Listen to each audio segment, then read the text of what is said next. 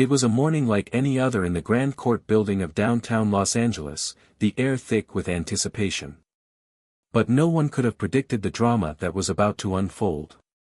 The courtroom was full of people, lawyers scribbling notes, journalists typing furiously on their laptops, and spectators all sitting on the edge of their seats. But the focus of everyone's attention was none other than Elon Musk, the billionaire entrepreneur who had become the subject of much scrutiny in the media. Elon had always been a polarizing figure. Some admired his bold vision for the future, while others derided him for his eccentricities and public gaffes. But today, in this courtroom, the stakes were higher than ever. The case was about his company, his legacy, and his reputation. And standing on the other side, with a piercing glare and a smirk that seemed to mock Musk's every move, was Judge John Carter. Judge Carter had made it clear from the beginning that he wasn't a fan of Elon Musk. From the moment Musk entered the courtroom, the judge's condescending remarks had flowed freely. Carter was known for his tough stance on high-profile figures, but there was something particularly biting about the way he targeted Musk. Perhaps it was the billionaire's unrelenting self-confidence or his reputation for challenging the status quo. The trial had begun on a tense note. Musk's legal team was ready, poised to defend his position, but the judge wasn't making it easy for them. Musk, ever the showman, had a reputation for being calm under pressure, but even he could feel the weight of the room's judgment. His lawyer, a seasoned professional named Rachel Winters, stood beside him, trying her best to shield him from the barrage of barbed comments coming from the bench. "Mr. Musk," Judge Carter began with a voice that could cut through steel, "I've seen many cases in my time, but I must say, your approach is unconventional, to say the least. I'm curious, did you seriously think you could get away with this? A business model based on, what, exactly? Some vague promise of the future?" The word stung, and there was a momentary pause as the court fell silent. Musk remained still, his face unreadable, but his jaw clenched ever so slightly. He knew this was a tactic, a way to throw him off balance. But the billionaire had learned over the years to withstand pressure, to push back against those who underestimated him. The judge wasn't finished. His voice took on a mocking tone as he turned to the gallery and made a theatrical gesture toward Musk. "Ladies and gentlemen," Judge Carter continued, "we have a man here who thinks he can change the world, and yet here he is, defending himself in front of me like a schoolboy caught cheating on an exam." Laughter echoed through the room, and for a moment, Musk's face betrayed a flicker of irritation. But he quickly regained his composure, glancing at his lawyer, who gave him a reassuring nod. This was only the beginning of the battle. For a moment, everything seemed to hang in the balance. Musk's mind raced. How had it come to this? He had built his empire from the ground up, against all odds, and now he was being ridiculed by the very system he had once hoped to change. Rachel Winters stood up and addressed the court, her voice calm and steady, trying to deflect the judge's attacks with professionalism. "Your Honor, I assure you that Mr. Musk's approach is far from vague. His companies have consistently pushed the boundaries of innovation and have brought tangible results to the world. We are here today because of his dedication, not his so-called arrogance." But Judge Carter was not easily swayed. He leaned forward, his piercing eyes locked onto Musk. "I don't care about your results, Mr. Musk," he said, his tone dripping with disdain. "What I care about is the way you operate. You think that because you have money and power, you can bypass the rules. You think you can get away with anything." The words hit like a punch to the gut. But Musk wasn't about to let this man, or anyone else, define him. The court erupted in murmurs, and the atmosphere turned electric with the tension. Musk could feel the eyes of the room on him, waiting for him to crack, to lose his cool. But instead, he stood tall, letting the judge's words roll off him like water on a duck's back. He wasn't here to play games, and he wasn't about to let a few cheap shots derail his mission. In the middle of the heated exchange, Musk's mind flashed back to a pivotal moment in his career, the day he launched SpaceX. It was a moment of pure defiance against the system. Everyone told him he was crazy, that he would never make it. But he did. And he wasn't about to let a judge with a grudge stand in his way now. Turning to his lawyer, Musk leaned in and whispered, "Let's turn the tables. I know what we need to do next." Rachel's eyes widened slightly as she caught the spark of determination in his voice. She nodded, a silent agreement passing between them. Musk wasn't going to back down. He wasn't going to let this be the end of his story. Turning to his lawyer, Musk leaned in and whispered, "Let's turn the tables. I know what we need to do next." Rachel's eyes widened slightly as she caught the spark of determination in his voice. She nodded, a silent agreement passing between them. Musk wasn't going to back down. He wasn't going to let this be the end of his story. The judge continued his tirade, but Musk had already shifted his focus. He was no longer reacting emotionally to the insults. Instead, he was calculating, planning his next move. He knew this was going to be a long fight, but it was one he intended to win. As the proceedings dragged on, Musk sat quietly, watching, listening. His mind was in overdrive. He wasn't just in this battle for his reputation or his company, he was in it for something bigger. The outcome of this trial would shape his legacy, not just as a businessman, but as someone who dared to challenge the very foundations of the world. Just as Judge Carter's voice boomed in the courtroom once again, Musk's thoughts were interrupted by the soft tap of his lawyer's hand on his arm. "Ready?" Rachel whispered. Elon Musk gave a slight nod, his lips curling into a confident smile. It was time for him to turn the tables. With one final glance at the mocking judge, Musk stood up slowly, the weight of his decision settling into his bones. The world may have mocked him, but he knew better. He had been underestimated before, and he would prove them wrong once again. "Your Honor," Musk said, his voice calm and measured, "if I may. I believe it's time to show you the real power of innovation." And with that, the courtroom fell silent, as all eyes turned to him. This wasn't the end of the battle, it was only the beginning. Hit subscribe and leave a comment with where you're watching from. This story might just spark a new beginning. What's one thing that always pushes you forward, even when things get tough? Elon Musk was not born with a silver spoon in his mouth, nor was he the heir to an empire. His journey to becoming one of the most influential figures in modern history began in the small, quiet city of Pretoria, South Africa. Raised by a Canadian mother, May Musk, a dietitian and model, and a father, Errol Musk, a South African electromechanical engineer, Elon's upbringing was anything but conventional. He often felt like an outsider in his own family, too different, too ambitious, too driven. His childhood was marked by books. A self-described bookworm, Elon devoured everything from science fiction novels to biographies of famous inventors and entrepreneurs.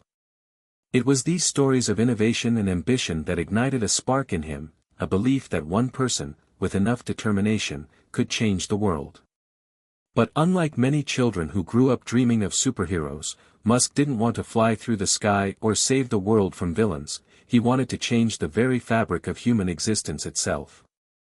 But that was a long way from where he stood now, in this courtroom, fighting not just for his companies, but for the vision that had consumed him since he was a child. As a teenager, Musk's world was filled with both brilliance and loneliness. He was bullied in school, a fact that Musk openly admits shaped much of his early life. The constant mockery and ridicule were harsh, but they drove him to seek refuge in technology and engineering. If he couldn't find acceptance in the world around him, he would create his own world. At the age of 12, Elon programmed his first computer game, a simple space adventure called Blaster, which he sold for $500. To him, it wasn't just about the money, it was about proving something to himself. He had the power to create. He had the power to innovate. His early life was also defined by his strained relationship with his father, Errol Musk. The tension between them was palpable, as Errol was a stern, calculating man who didn't always understand his son's dreams. While Elon yearned to make an impact, his father believed in practicality and stability, qualities that Elon felt stifled him. It was his mother, May, who became his pillar of support. She was a resilient woman who had raised 3 children, often on her own, after her marriage fell apart. Despite her own struggles, May pushed Elon to pursue his dreams, even when they seemed unrealistic. She encouraged him to be unapologetically ambitious and not to settle for a conventional life. After high school, Elon moved to Canada to attend Queen's University, away from the strict expectations of his father. It was in Canada that he began to form the foundation for his entrepreneurial journey. But, despite his early success, it wasn't until his transfer to the University of Pennsylvania that the path to his destiny truly began to take shape. Musk studied economics and physics, an odd combination that would serve him well in the years to come, as it merged his business acumen with a deep understanding of technology. It was also during this time that Musk began to see the bigger picture. He wasn't interested in just making money, he wanted to change the world. But how? He began to think about energy, space, and transportation, focusing on the issues that he felt were critical to humanity's future. This was no longer about building a business, it was about building a legacy. When he founded Zip2, his first startup, in 1996, it was just the beginning. It was a small, unassuming company providing business directories and maps for newspapers. It sold for nearly $300 million in 1999. While it was a significant success, Musk was just getting started. His real dreams lay beyond this initial venture. Musk's next endeavor, X.com, laid the groundwork for what would eventually become PayPal.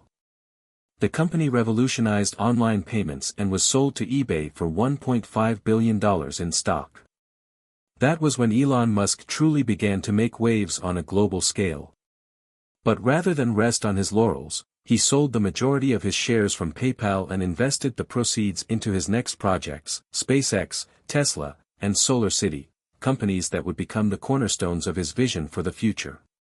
While most people would have been content with the massive success of PayPal, Musk was only just beginning to challenge the limits of what was possible. The world of tech was fast-moving, but Musk wanted to accelerate the pace even further. He was obsessed with Mars, electric cars, and sustainable energy. His ambition to reshape the future came from an internal drive that no one could quite understand, except for Musk himself.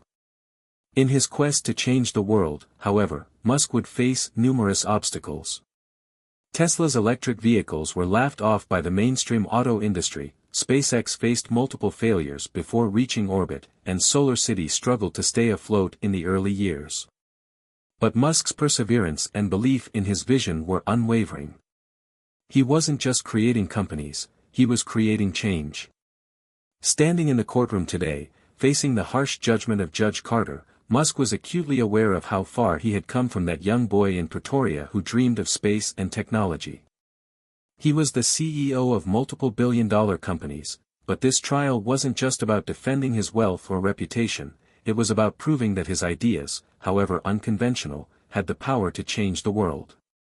And that was a message that could never be mocked away. But it wasn't just about his success.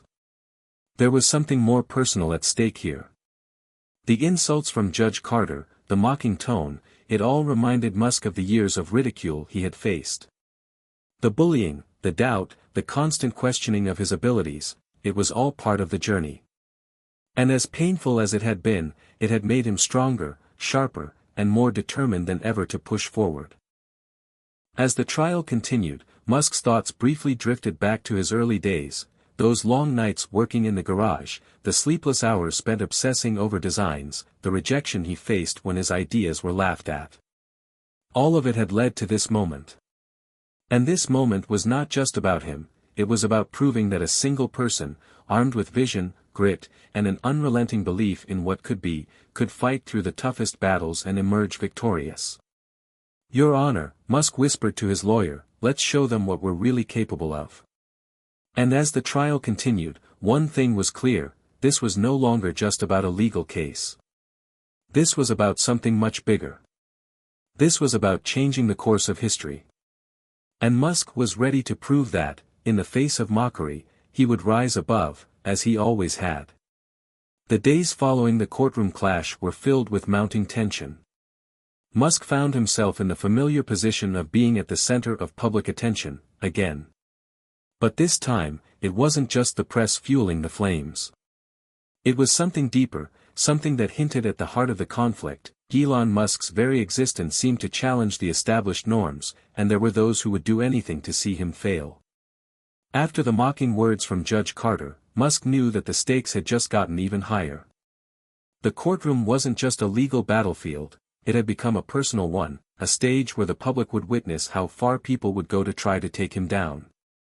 The ridicule he had faced was one thing, the system's full, unforgiving force was something entirely different. Back at his office, with its sleek glass walls and minimalistic design, Musk sat at his desk, staring at a screen filled with news headlines. The mockery from the trial had set off a media storm, with pundits questioning his credibility and portraying him as a figure whose arrogance was finally catching up to him. He had read through the headlines once, then twice, and each time, it felt like an assault, one designed to chip away at everything he had worked for. But Musk, ever the master of controlling his emotions, let none of it show. The team around him, though, was feeling the pressure. Rachel Winters, his lawyer, had been relentless in preparing for the next phase of the trial, but even she could sense that the environment had changed. It was no longer just a legal issue, it had become a battle for Musk's soul. Elon, Rachel said as she entered his office, her voice carrying a mix of professionalism and concern. We've got to talk strategy. We've got the public eye on us now more than ever. And Judge Carter? He's not letting up. If anything, he's going to make this personal. Musk looked up from his screen, his eyes narrowing slightly, but there was a calmness to him, an unwavering composure that betrayed the storm brewing beneath the surface. I know, he said softly. But they don't realize the real danger yet. The more they mock me, the more they'll see just how serious this is. We need to hit them where it counts. Rachel paused, a flicker of uncertainty crossing her face. Are you suggesting we play the game the way they want us to? You know they're expecting you to fight fire with fire, Elon.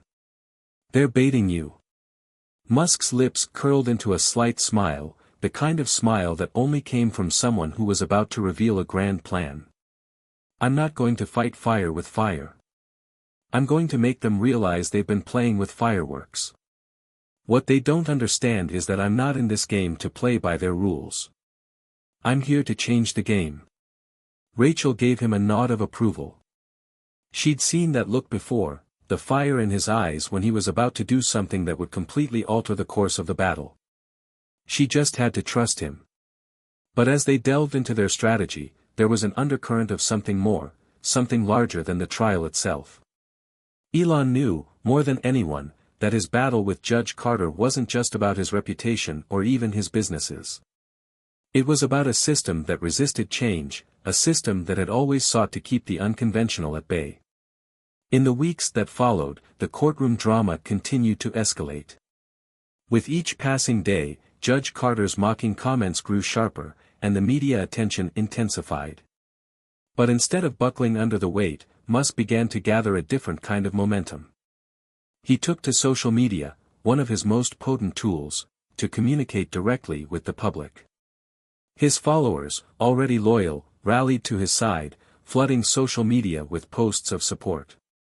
Musk didn't just respond to the media's questions, he asked them. He didn't just defend his companies, he made them question their own assumptions.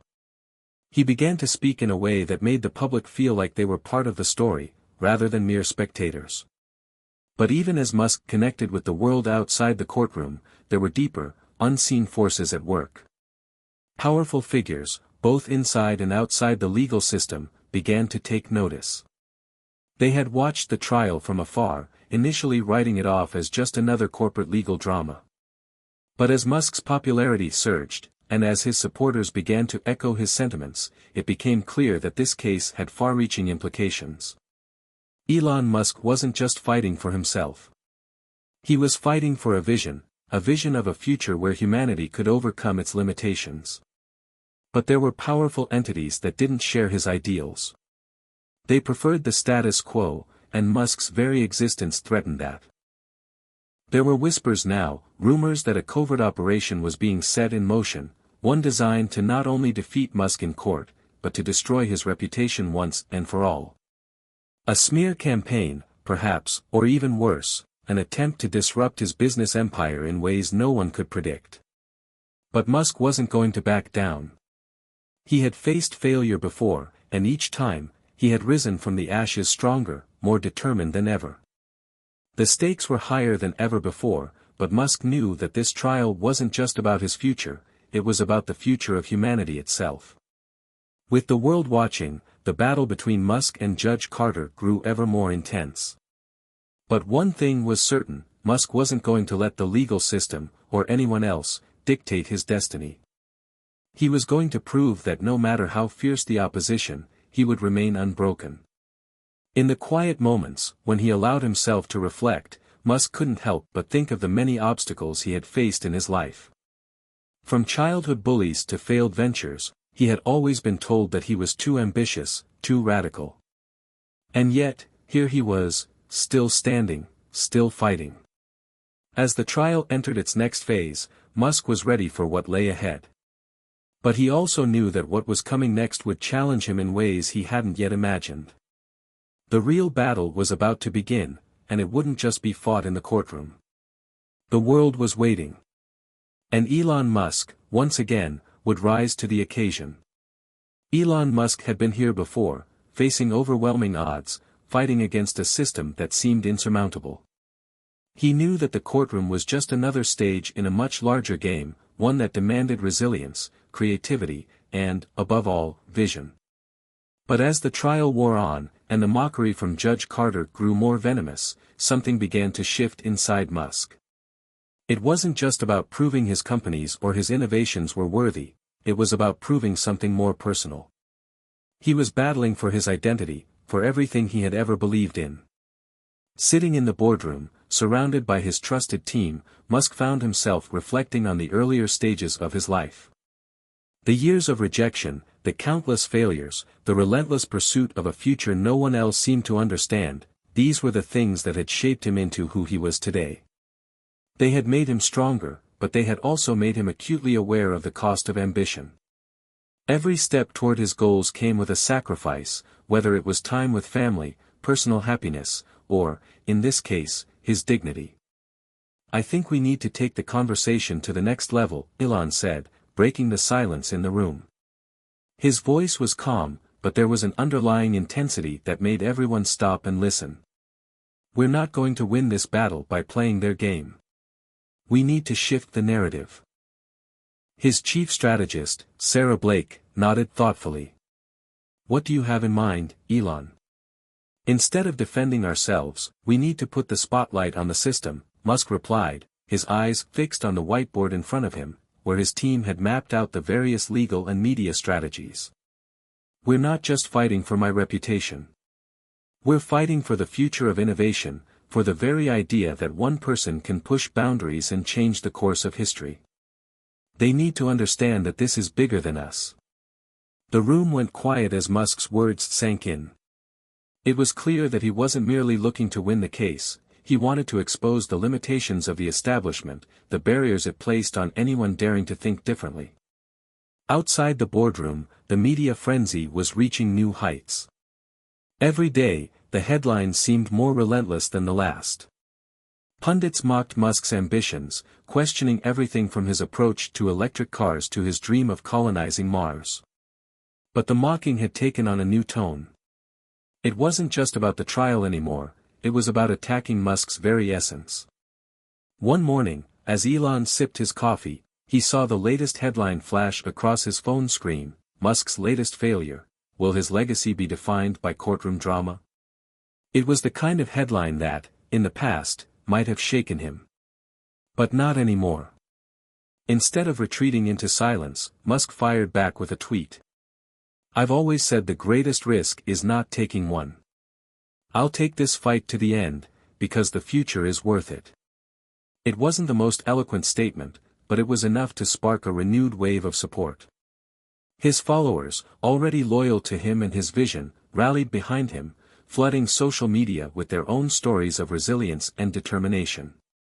Musk's words reminded them of why they followed him in the first place, not because he was perfect, but because he never gave up, no matter how many times he was knocked down. As Musk's social media presence gained momentum, he became more than just a tech CEO. He became a symbol for anyone who had ever felt unheard, unappreciated, or misunderstood. His followers began to view him as a hero, not just for his companies, but for the idea that they, too, could overcome the obstacles that life had thrown at them. But the battle in the courtroom wasn't going to be won with social media posts alone. Musk knew he had to be strategic, and that meant focusing on the facts. Rachel Winters had advised him to prepare for the worst, but she also reminded him that this was far from a conventional case. There was a larger narrative to consider, and it was going to take careful planning to shift the conversation from his personal failings to the broader implications of the trial. Meanwhile, Judge Carter's conduct in the trial was raising eyebrows. The legal community began to question whether his personal bias was clouding his judgment. The more he mocked Musk, the more it became apparent that this wasn't just about the law, it was personal. It wasn't just about whether Musk's actions were legal or ethical, it was about whether Musk was the right person to challenge the status quo. Rumors began circulating that Carter had a history of siding with large, established corporations, and that his disdain for Musk was rooted in a deep-seated belief that a single individual should never have the power to disrupt industries as Musk had.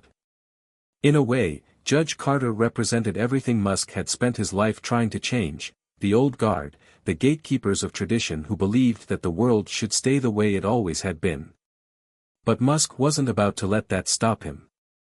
"I've faced worse than this," Musk said to his team one night as they sat down to finalize their strategy. "This isn't about me, it's about the future. We need to expose this for what it is, an attempt to keep innovation from thriving. If they want to mock me, that's fine. But they'll regret it when they see what's coming next." As the trial continued, Musk's resolve only grew stronger. He knew that in the end, he wasn't just fighting for his companies, he was fighting for something much larger. He was fighting for a world where people could dream big without fear of ridicule. A world where visionaries could create without limits. In the coming weeks, the courtroom drama would take a turn that no one could predict. And when it did, it would leave the world in awe of Elon Musk's brilliance, his resilience, and his unwavering belief that, no matter the odds, the future was worth fighting for. The courtroom was colder now. The once bustling energy of reporters, onlookers, and legal teams had given way to a more intense, quiet atmosphere. It was as though the tension in the air had built up to a point where everyone in the room could feel it, a standoff not just between Musk and Judge Carter, but between Musk's vision and the very system that sought to contain it. The days following Musk's social media outburst had been a whirlwind. His tweet had sent shockwaves through the media, sparking a fresh wave of debate. Supporters rallied around him, with many celebrities and public figures showing their support. People weren't just watching this trial anymore, they were living it. It wasn't just about Musk's financial future, it was about something much more profound: the clash of ideologies. Elon had become a symbol for everyone who believed in the impossible.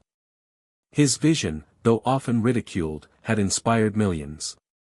But now, in the courtroom, it seemed like the world was about to witness just how far Musk would go to defend that vision. As Rachel Winters flipped through her notes at the defense table, she glanced up at Musk. There was something different about him today. Gone was the uncertainty he had faced in the early days of the trial. Now, his expression was steely, focused. The person sitting across from her wasn't just a CEO, he was a visionary in his element, preparing for battle. "Ready?" she asked, her voice low but filled with determination. Musk turned his gaze to her, his eyes betraying no doubt. "Let's do it."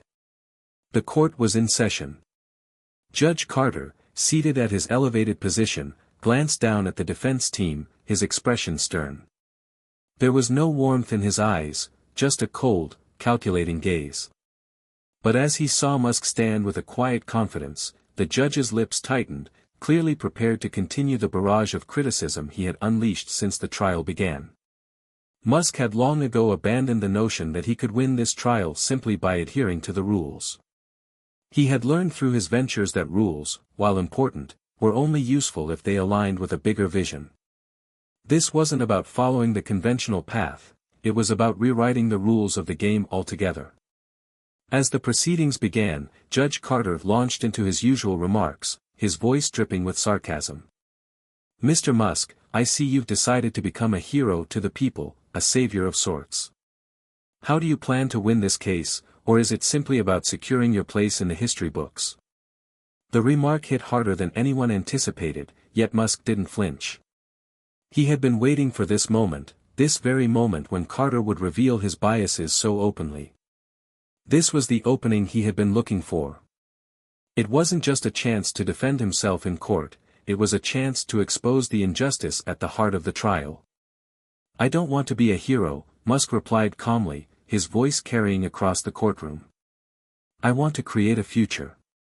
A future that challenges the status quo, that breaks down barriers, and that doesn't bow to those who think they can control what innovation should look like.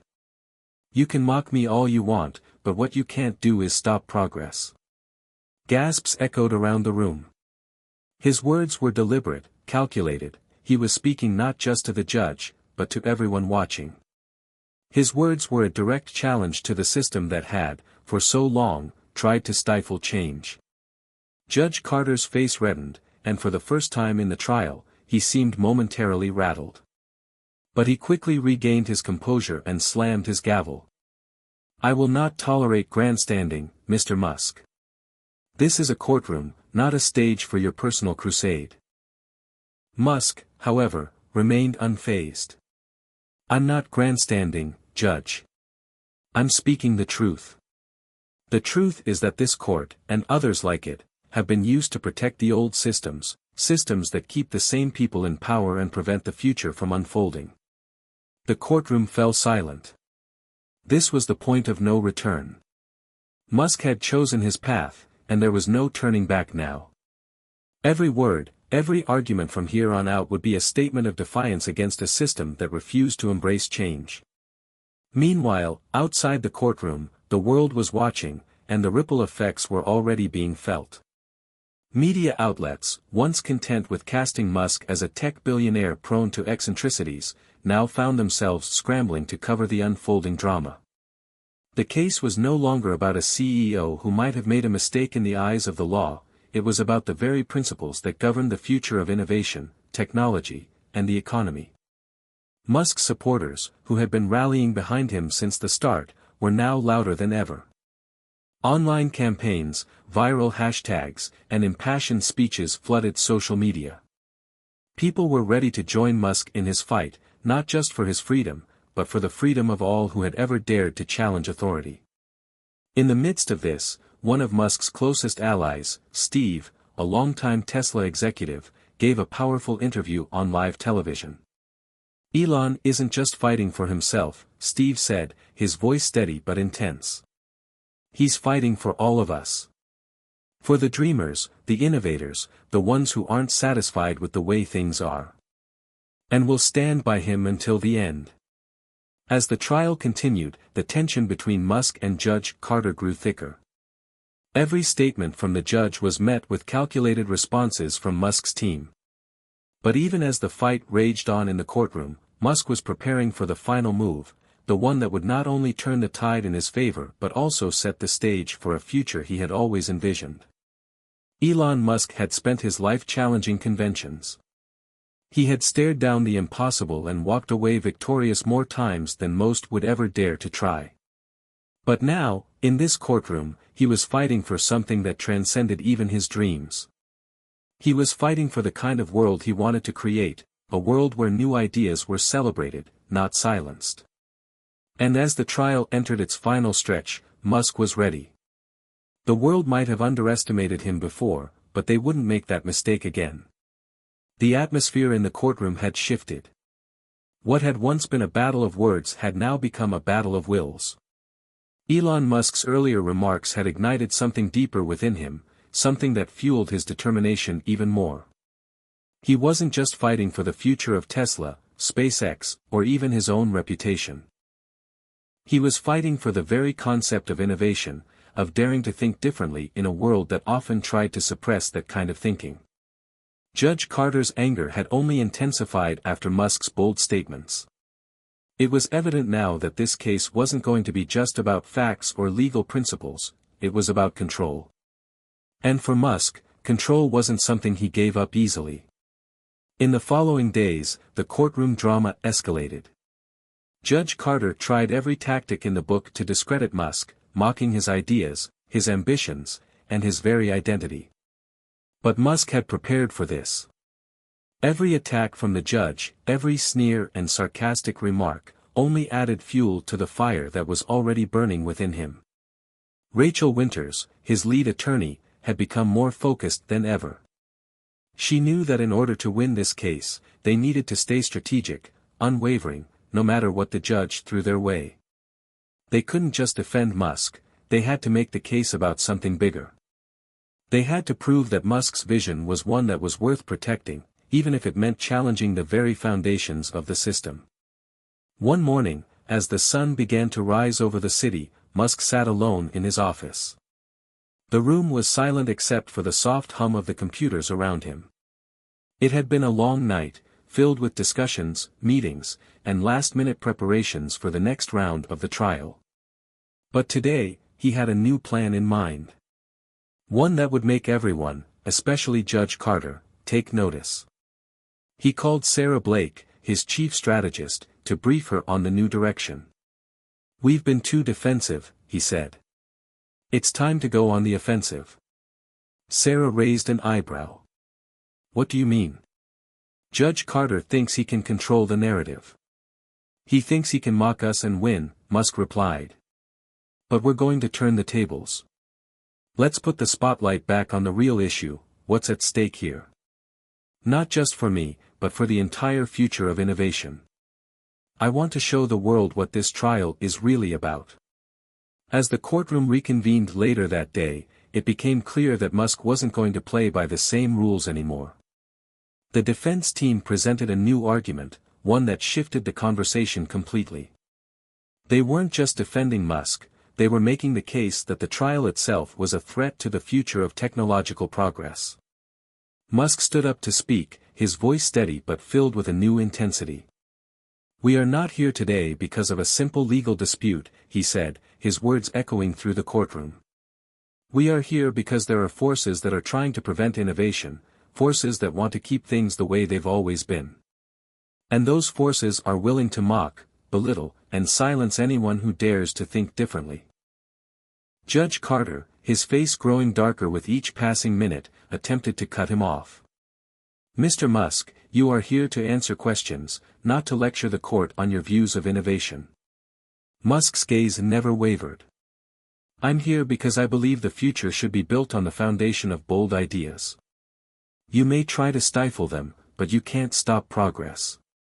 You may mock me all you want, but the future is bigger than any courtroom." It was a statement that reverberated beyond the walls of the courtroom. The people outside, watching the trial unfold on live feeds, began to buzz with excitement.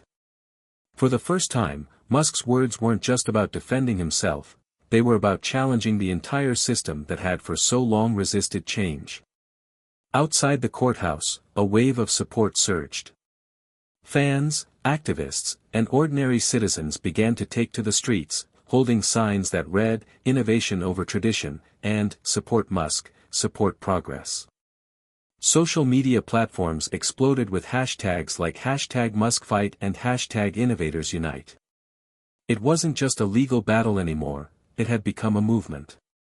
Musk's message had hit a chord with people who felt overlooked, underappreciated, or stifled by the bureaucratic systems in place. They saw in Musk someone who wasn't afraid to challenge the status quo, no matter the personal cost. And, perhaps for the first time, they felt empowered to do the same. Back in the courtroom, Judge Carter's frustration was palpable. The media coverage of the trial had shifted, and it wasn't working in his favor. It wasn't just about Musk anymore, It was about the message he had ignited, a message that resonated with thousands, if not millions, of people who believed in the power of innovation. The trial was entering its final days, but the dynamic had shifted. The public was no longer just watching, they were actively engaged, invested in the outcome of this legal battle. Musk had done what many thought was impossible. He had turned the trial into a referendum on innovation, on the very idea of progress itself. Musk's team worked tirelessly, presenting evidence not just to support his case, but to reinforce the argument that stifling innovation was not just bad for Musk, it was bad for the entire world. They presented testimonies from leading experts in technology and innovation, arguing that Musk's work in electric vehicles, space exploration, and renewable energy had already changed the world, and that the future depended on leaders like him who were willing to take risks and challenge convention. Judge Carter, for all his attempts to steer the trial back to technicalities, could not escape the fact that this was no longer a legal case. It was a battle for the future, and the public had already chosen their side. The courtroom was filled with a heavy silence as Musk's defense team took their places. The last few days had been nothing short of electrifying. The media coverage had blown up. Now the world wasn't just watching a legal battle, they were witnessing a revolution in real time. The court was now divided between those who believed Musk was a genius pushing the boundaries of human achievement and those who thought he was nothing more than an arrogant billionaire with a knack for getting in trouble. Judge Carter, visibly annoyed but trying to maintain composure, sat at the bench, tapping his gavel as he attempted to keep the proceedings under control. But Musk's last set of statements had irreversibly shifted the tone of the trial. Even the most hardened critics had to admit one thing: Musk's ability to captivate and challenge the system was unparalleled. Rachel Winters, Musk's lead attorney, stood and adjusted her glasses, her mind whirring with the strategy that had evolved over the course of this trial. She had known from the beginning that the road to victory wouldn't be through conventional legal means. No, Musk's case had to be more than just about defense, it had to be an exhibition of how the system could fail to understand and embrace true innovation. Your Honor, Rachel began, her voice confident and measured. This case has never been about just one man's social media posts or financial dealings. This is about something much bigger, the way our system treats those who dare to think beyond the confines of the norm.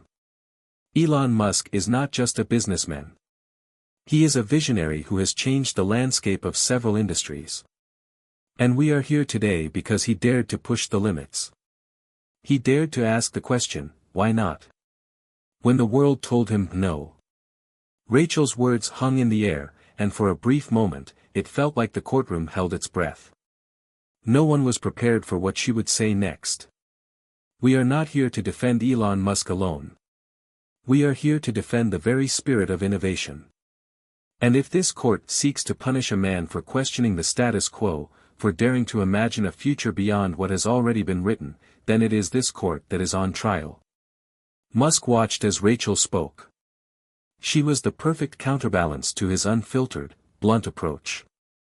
While Musk had thrown down the gauntlet in his impassioned speech days earlier, Rachel now turned the legal spotlight onto the true issue at hand, a systemic problem of how the world viewed change, especially when that change came from someone as unconventional as Musk. Outside the courthouse, the buzz continued to build. People everywhere were rallying behind Musk, not just because they believed in his companies, but because they saw in him a symbol of something they could all understand, the relentless pursuit of progress. The story was no longer just about one man's battle in the courtroom, it was about the very heart of society itself, torn between those who wanted to preserve the established order and those who wanted to break free from it. There was a new level of energy in the air, an energy that had been building ever since Musk's statements. It wasn't just about technology or space exploration anymore, it was about challenging the systems that had been in place for decades, if not centuries. This was bigger than one case. This was the story of the underdog fighting back against the forces that had always controlled the narrative. Even the media outlets, who had previously focused on sensationalizing Musk's antics, were beginning to shift. The headlines no longer mocked him. Instead, they started to ask the question, is Elon Musk changing the world, or is he about to lose it all? Back in the courtroom, Judge Carter had regained his composure.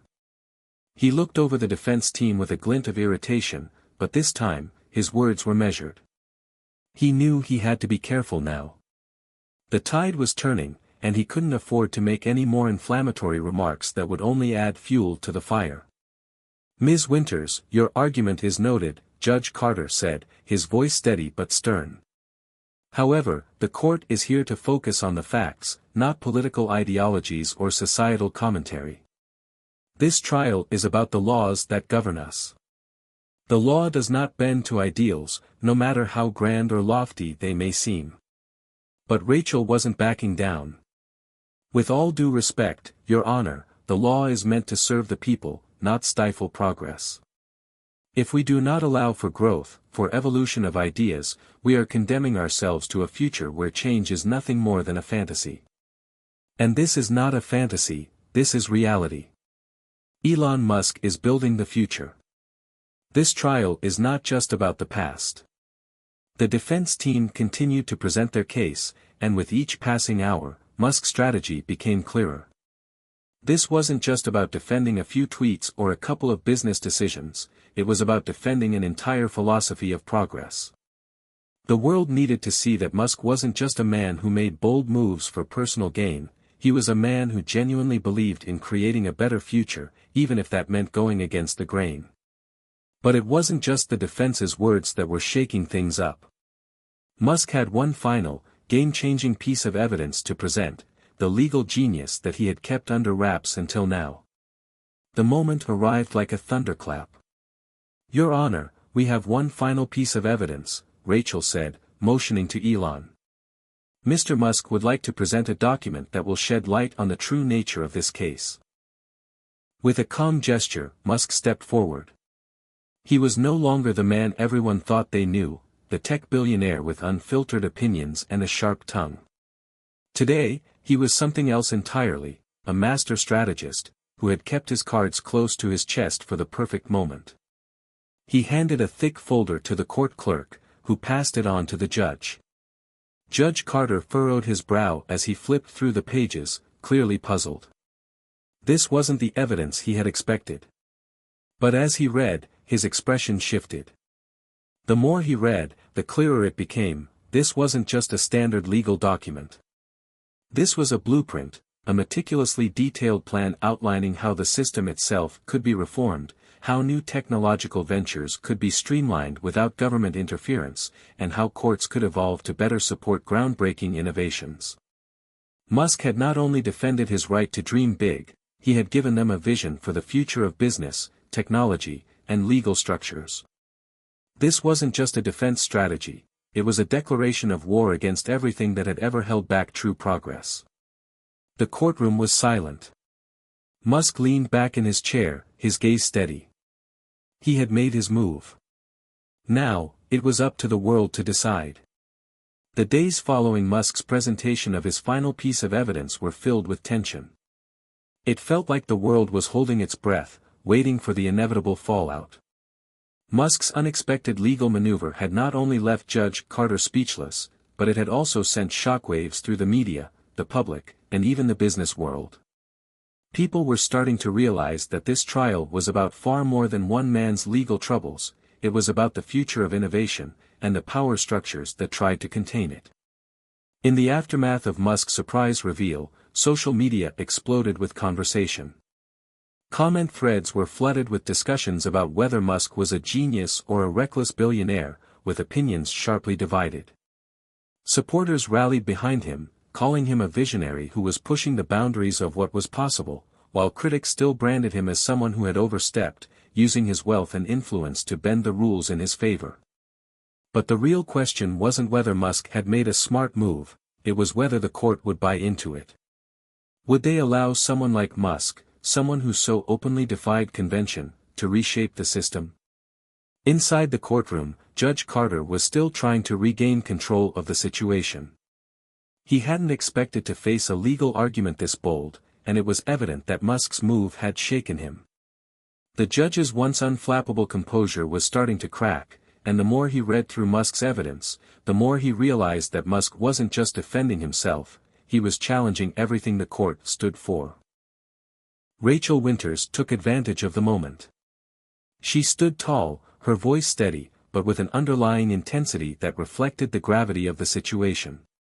"Your Honor, what Mr. Musk has shown you today is not just a plan for his companies or for his future, this is a plan for the future of society itself. We cannot allow our legal systems to stifle progress. The trial we are a part of today is a microcosm of the larger battle between those who believe in progress and those who wish to preserve the status quo." Judge Carter shifted uncomfortably in his seat. The room was tense, every eye focused on him. For a brief moment, it seemed like the scales were tipping. He cleared his throat and spoke, his voice heavy with a mix of frustration and disbelief. "Mr. Musk, I must remind you that this court exists to uphold the law. We are not here to discuss philosophy or political ideologies. We are here to address the matters at hand." But Musk, who had been watching the proceedings closely, wasn't about to let the judge off that easily. He leaned forward in his seat, his gaze unwavering. "Your Honor, with all due respect, the law is not a static entity. It evolves, just like everything else. And today, the law must evolve with the times. What I presented to you is a vision, not just for my companies, but for the entire world. The world you are trying to protect is one that holds people back. You are trying to hold back progress, and that's not something I can stand by." His words were calculated, but they carried the weight of someone who had spent years working to change the world. This wasn't just another courtroom argument to him. This was a war for the future, and he was determined to win it. As the trial moved into its next phase, Musk's team continued to hammer home the point that the case was not about his personal actions, but about the systemic forces that were trying to restrict groundbreaking ideas. They brought in expert witnesses from around the globe, futurists, innovators, and business leaders, who spoke to the importance of Musk's work in the world of technology, energy, and space exploration. They made it clear that Musk's initiatives were not just disruptive, they were essential for the future of humanity. But the opposition, led by the prosecution, refused to back down. They countered every argument with skepticism, questioning Musk's motivations, and accusing him of prioritizing personal gain over the common good.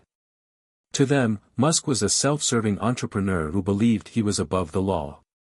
It became clear that this wasn't just a legal battle, it was a battle for public opinion, and the lines between the courtroom and the streets had blurred. Outside the courthouse, the energy was electric. Supporters of Musk gathered in ever-growing numbers, holding signs that read, "Innovation for the future," and "Musk is the future." They chanted slogans, calling for change, and expressing their support for Musk's mission to push humanity forward. Musk had become more than just a businessman, he had become a symbol of hope for many who believed that the system was rigged against them. These people felt unheard, unseen, and Musk's bold stand had given them a voice. They no longer saw him as a billionaire with an ego, they saw him as someone who was taking on the powers that be in a fight for all of them. But even with the public rallying behind him, Musk knew that the road ahead was still fraught with challenges. The case wasn't over yet, and he couldn't afford to get complacent. He knew that Judge Carter's ruling would come soon, and it was anyone's guess how it would go. But one thing was certain, Musk had shaken the legal system to its core. Even if he didn't win, his message had been heard loud and clear. Late one evening, Musk sat in his office, staring at the screens before him, lost in thought. The trials of the past weeks had taken their toll on him. He hadn't slept much, and the stress of the situation weighed on his shoulders. But as always, he knew that the fight was far from over. Whatever happened in court, he was ready to continue pushing forward. His vision for the future wouldn't be deterred by any courtroom battle. Just then, Sarah Blake, his chief strategist, entered the room. "Elon, the media is buzzing again. People are talking about what you said in the courtroom. They're calling it a turning point. This could be the moment we've been waiting for." Musk looked up at her, his face weary but determined. "I don't know if it's the turning point yet, but we're getting closer. We just have to keep pushing, Sarah." The world is watching, and we can't afford to let up. The trial had reached its critical point. Everyone knew the verdict was coming soon, but no one could predict what would happen next. The courtroom buzzed with anticipation, reporters camped outside, and social media was ablaze with predictions. Would Judge Carter rule in favor of the legal system as it stood, or would he side with the idea that Musk had presented, a challenge to the very structures that govern society? Inside the courtroom, the atmosphere was thick with tension. Musk sat stoically in his seat, his hands folded in front of him, staring at the judge. He had already made his case. He had already given the world his vision. Now, all he could do was wait. There was a sense of finality in the air, but it was tempered by the lingering feeling that this trial was about something much bigger than any one person.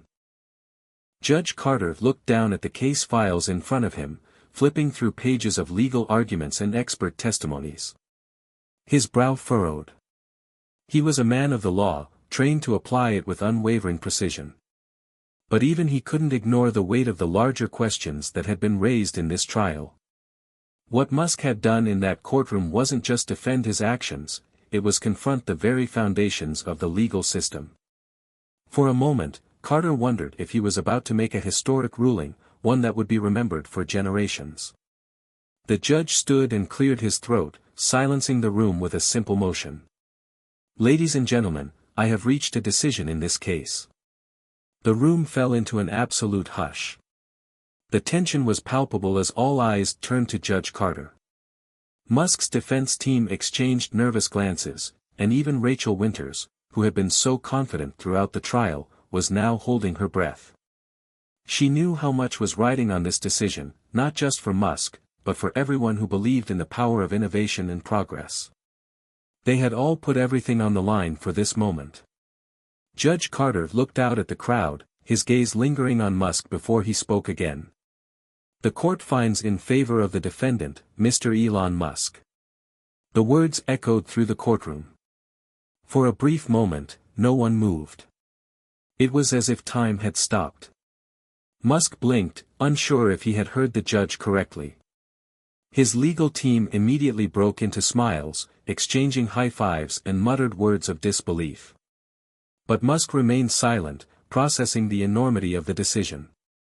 Judge Carter continued, his voice now calmer, yet still weighed with the magnitude of his ruling. "However, this court also acknowledges the larger concerns raised during the course of this trial. While I am ruling in favor of Mr. Musk, it is clear that there are larger issues at play, issues that extend beyond this courtroom and into the very nature of our legal and economic systems. The challenges presented here are not something that can be easily resolved within the confines of a single case." The ruling sent shockwaves throughout the world. Social media lit up, with hashtags like #MuskWins and #InnovationForTheFuture trending worldwide.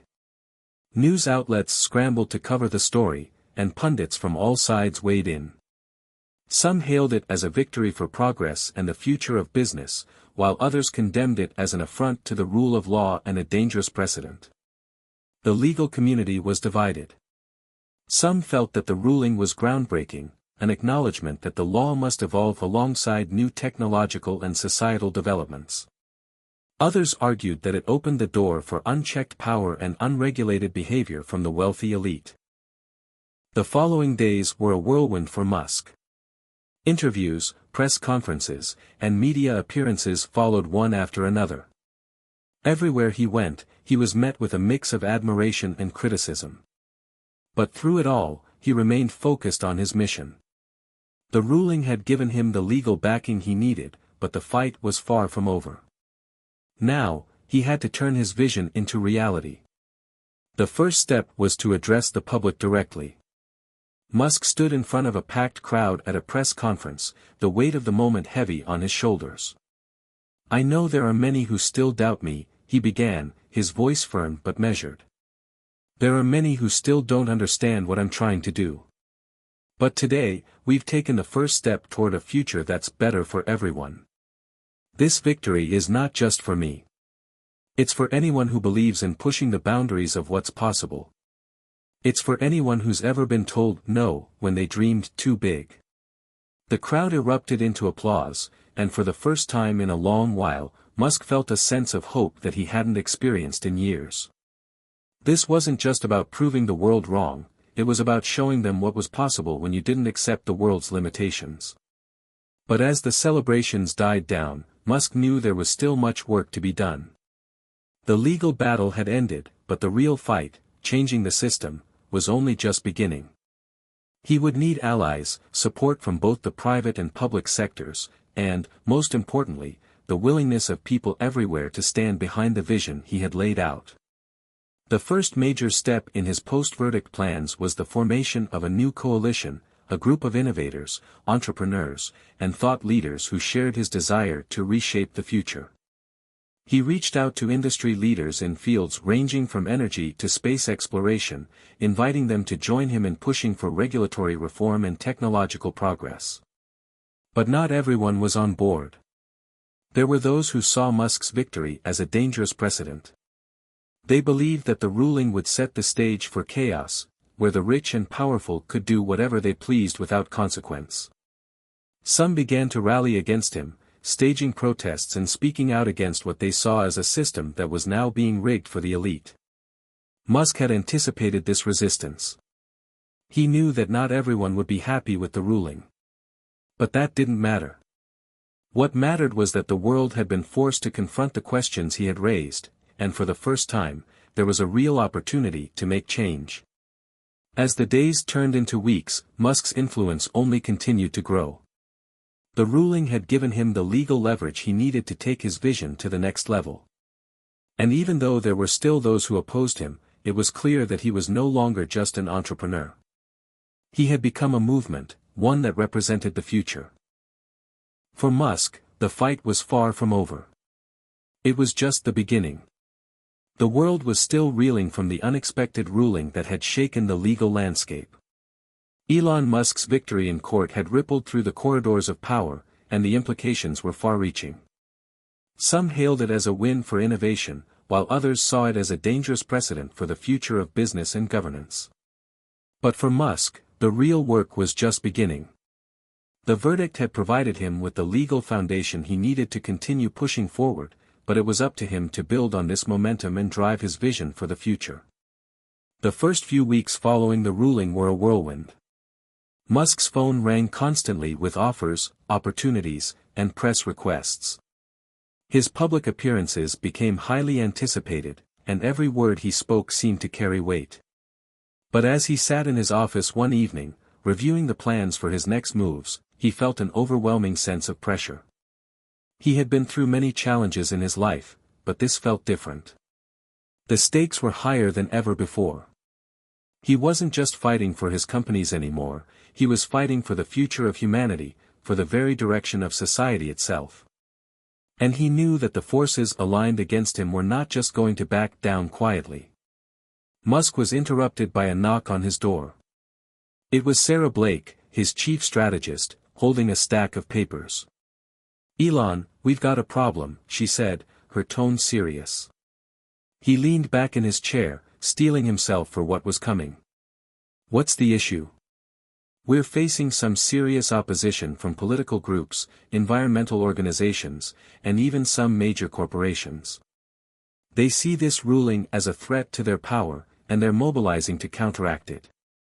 There are already talks of new legislation being drafted to limit what we can do moving forward." Musk felt a wave of frustration wash over him. He had expected resistance, but this was more than he had anticipated. "I knew this wasn't going to be easy," he muttered. "But we can't let them stop us. We've come too far to back down now." In the following days, Musk doubled down on his efforts. He called for more meetings with industry leaders, political figures, and influencers, trying to build a coalition that would help push his agenda forward. He knew that change wasn't going to come easily, but with the right alliances, he could make it happen. One of his most important meetings was with Jane Mitchell, a prominent senator who had been a vocal supporter of progressive technological reform. Musk had already established a rapport with her, and now, he needed her help more than ever. "Senator Mitchell," Musk began as they sat down in her office, "I'm grateful for the support you've shown me. But now we need to take it to the next level. We need to push for legislation that fosters innovation, that encourages people to think big and act boldly. Mitchell leaned forward, her expression thoughtful. Elon, I agree with you. But the political climate is changing. People are afraid of what this ruling represents. They fear that unchecked power in the hands of a few can lead to chaos. And honestly, they're not entirely wrong to be concerned. Musk nodded, understanding the challenge. I get that. But we can't let fear hold us back. What we need is a new framework, one that allows for progress while ensuring accountability. I'm not here to dismantle the system. I'm here to evolve it. Mitchell was silent for a moment before responding. That's going to be a tough sell, but I'm with you. I'll work with you to create that framework. But be prepared. There are going to be a lot of people who will fight us every step of the way. As the weeks went by, Musk's efforts began to gain traction. He traveled the world, meeting with tech leaders, environmentalists, and even influential economists. He pushed his vision for a new world, one where technology wasn't just a tool for the few, but a means to lift humanity as a whole. His message resonated with many. People were inspired by his vision for the future, and the support for his initiatives grew. However, it wasn't long before the opposition began to fight back in earnest. Protests broke out in major cities, with people chanting against Musk and his plans. Environmental groups voiced their concerns, accusing him of putting profits before the planet. Some argued that Musk's ambitions, if left unchecked, would lead to a world where the rich and powerful controlled everything, while the average person was left behind. In response, Musk took to the public stage once again, addressing his critics head-on. I understand the concerns, he said during a televised interview. But what I am advocating for is not a world where the powerful reign unchecked. I am advocating for a world where innovation benefits everyone. Where space exploration leads to new resources for the planet, where sustainable energy becomes the norm, and where new technologies help us solve the greatest challenges humanity faces. His words were met with mixed reactions. Some saw them as a call to action, while others viewed them as self-serving rhetoric. The debate raged on, but Musk was undeterred. He knew that change was never easy, and the hardest battles were always the ones worth fighting. But it wasn't just the political and social opposition that Musk had to contend with. Behind the scenes, there were whispers within his own companies, employees who were unsure of where Musk was taking them.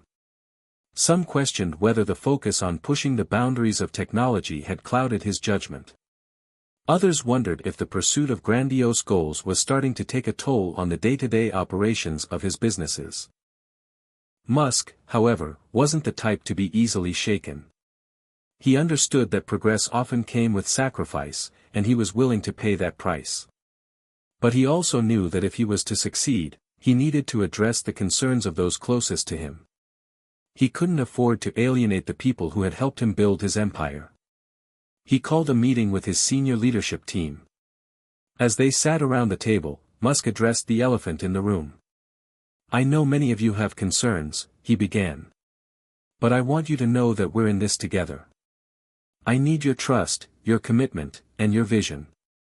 We are not just building companies, we are building the future. And I can't do it without you.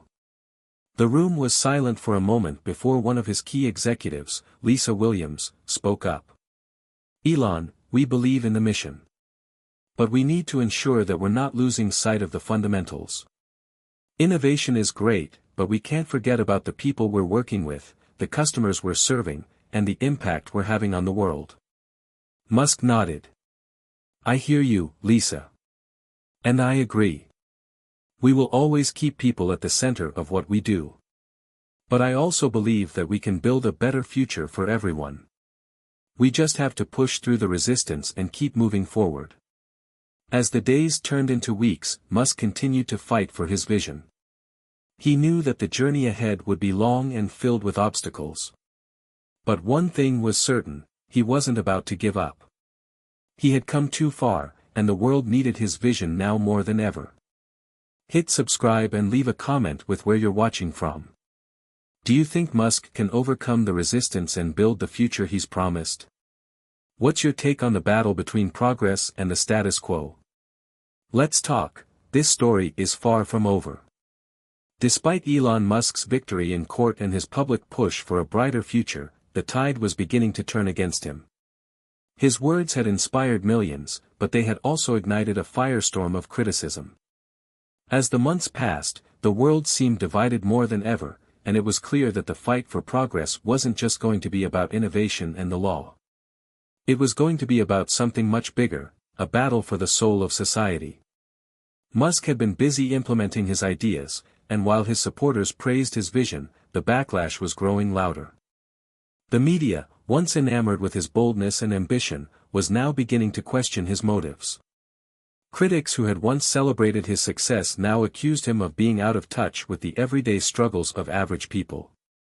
They painted him as a man obsessed with his own ego, more interested in building his empire than in improving the world. In the midst of this growing storm, Musk found himself facing a new challenge, one that hit closer to home. His closest allies, the people who had once been his staunchest supporters, were beginning to have doubts. The stress of leading a movement had taken its toll on Musk, and those around him were noticing it. The sleepless nights, the relentless pressure, and the overwhelming responsibility were starting to show. Sarah Blake, Musk's chief strategist, called him into her office one afternoon. The tension in her voice was unmistakable. "Elon, we need to talk. Things are unraveling faster than we expected." Musk looked at her, exhaustion visible in his eyes. He had grown accustomed to the long hours, the endless demands. But now, there was an underlying weariness in his demeanor. "What's going on?" "It's the PR backlash," Sarah replied, pacing back and forth. "The media is turning on us, and it's starting to affect the public perception. People are questioning your motives, your priorities. We need to address it, or else we risk losing everything we've worked for." Musk rubbed his temples. He had always known this moment might come, but he had never truly anticipated how quickly it would arrive. "I don't have time for this," he muttered, frustration creeping into his voice. "We've got bigger fish to fry. We're pushing boundaries, trying to change the world, and now they want to nitpick everything we do." "That's the problem," Sarah said, her voice calm but firm. "The media has seized on the idea that you're out of touch. They're framing you as this out-of-control billionaire who doesn't care about the people you're supposedly trying to help. If we don't get ahead of this narrative, it'll consume us." Musk leaned back in his chair, staring out the window. He could hear the pressure mounting, the weight of responsibility pressing down on him. "I'm not out of touch. I'm trying to create a future where we're not bound by the limitations of today. We're talking about sustainable energy, interplanetary colonization, and revolutionizing transportation. If they can't see the bigger picture, then that's their problem." Sarah shook her head. "Elon, it's not about the big picture anymore. It's about trust. And right now, people don't trust you. They don't believe in what you're trying to do." Musk knew she was right.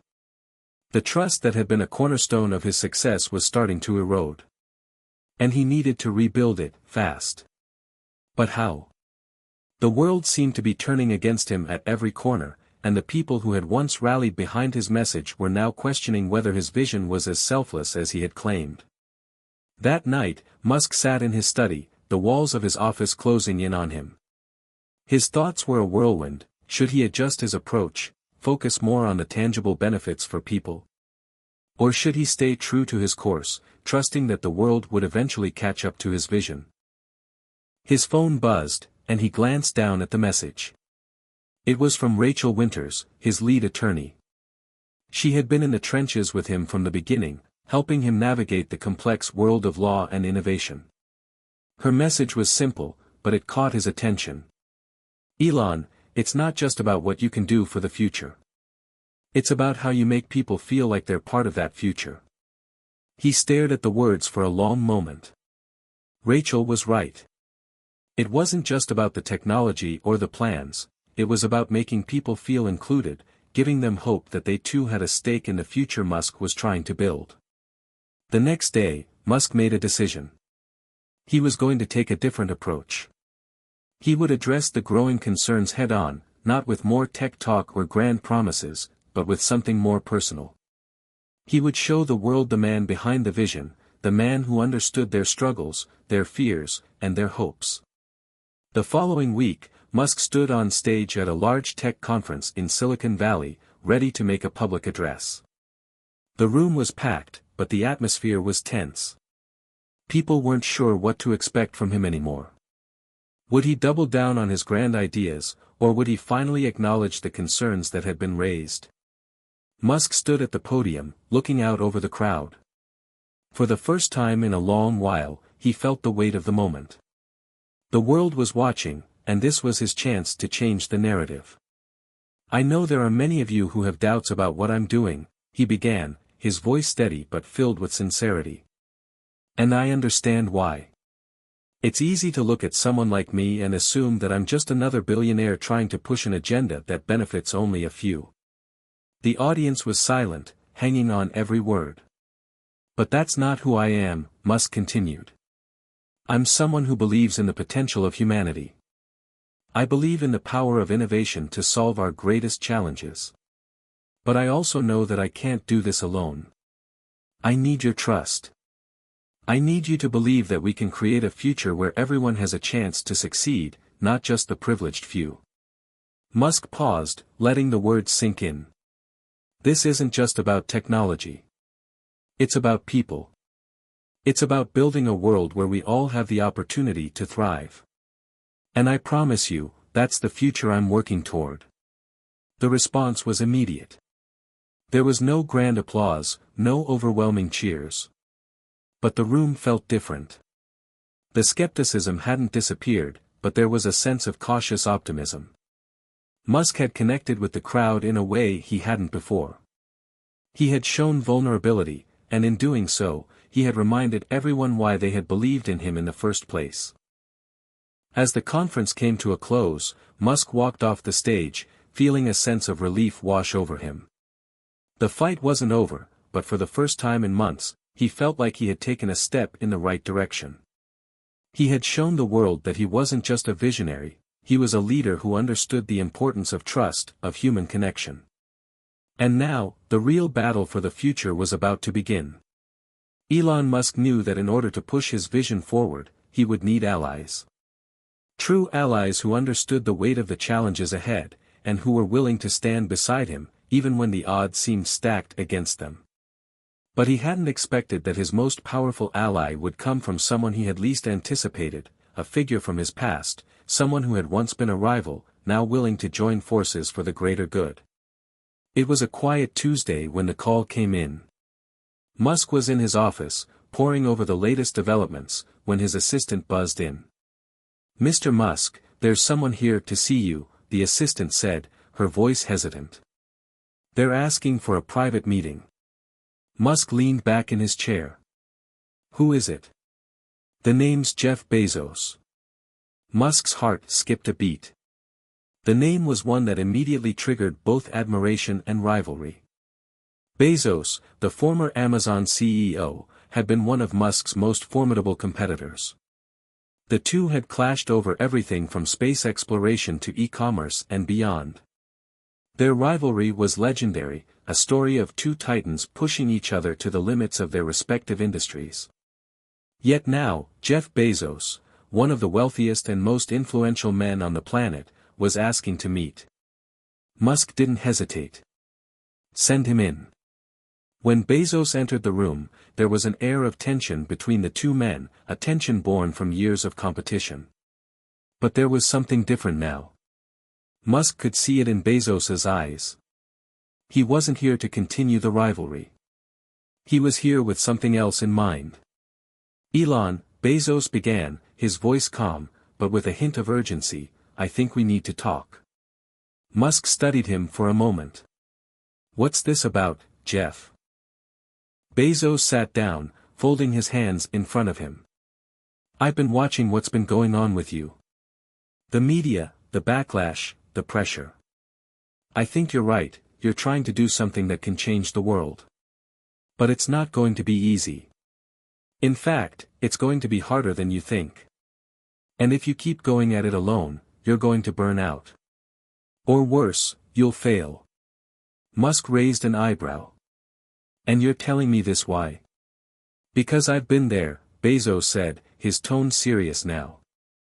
I know what it's like to fight for something you believe in, to push forward even when everyone's against you.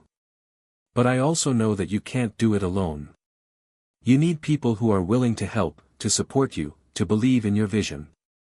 And honestly, that's why I'm here. Musk leaned forward, intrigued. You're offering your help? Bezos nodded. Yes. I'm offering my resources, my network, and my expertise. We're not as different as you might think, Elon. We both understand the power of innovation, of pushing the boundaries of what's possible. And right now, you need more than just technology. You need influence. You need strategic partnerships. You need a team of people who can help you make this a reality. Musk was silent for a moment, processing the unexpected offer. He had never considered teaming up with Bezos. Their companies were too competitive, their visions often at odds. But now, with the future of his projects hanging in the balance, he couldn't afford to dismiss any potential support. Why now? Musk asked. What changed? Bezos smiled faintly. I've seen your struggle. And I've come to realize that if you succeed, it benefits all of us. A rising tide lifts all boats, Elon. And right now, the world needs someone to lead. You have the vision. But you need more than that. You need the right people backing you. Musk sat back in his chair, his mind racing. It was true, he couldn't do it all alone. But could he trust Bezos? Could he really rely on his former competitor to help him achieve the impossible? After a long pause, Musk spoke, his voice steady but measured. You're right about one thing, I can't do it alone. But I don't trust easily, Jeff. Trust is something that has to be earned.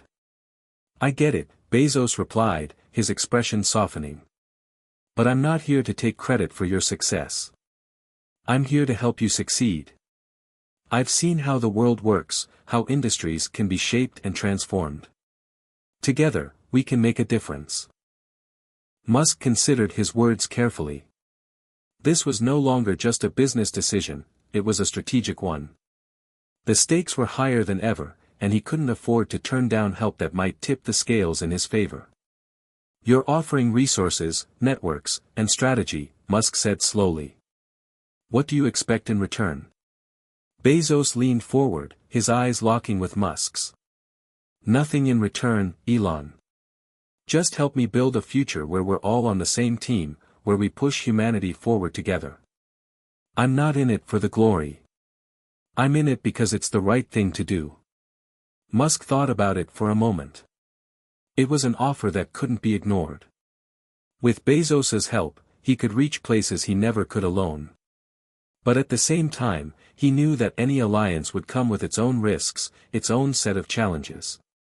Could he trust Bezos to keep his word? Finally, Musk nodded.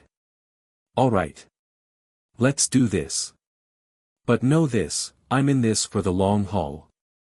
And I won't be distracted from my vision, no matter what. Bezos smiled, and the tension in the room seemed to lift. I wouldn't expect anything less. Over the following weeks, Musk and Bezos worked closely together, forming a coalition that combined Musk's bold, futuristic ambitions with Bezos's unparalleled business acumen.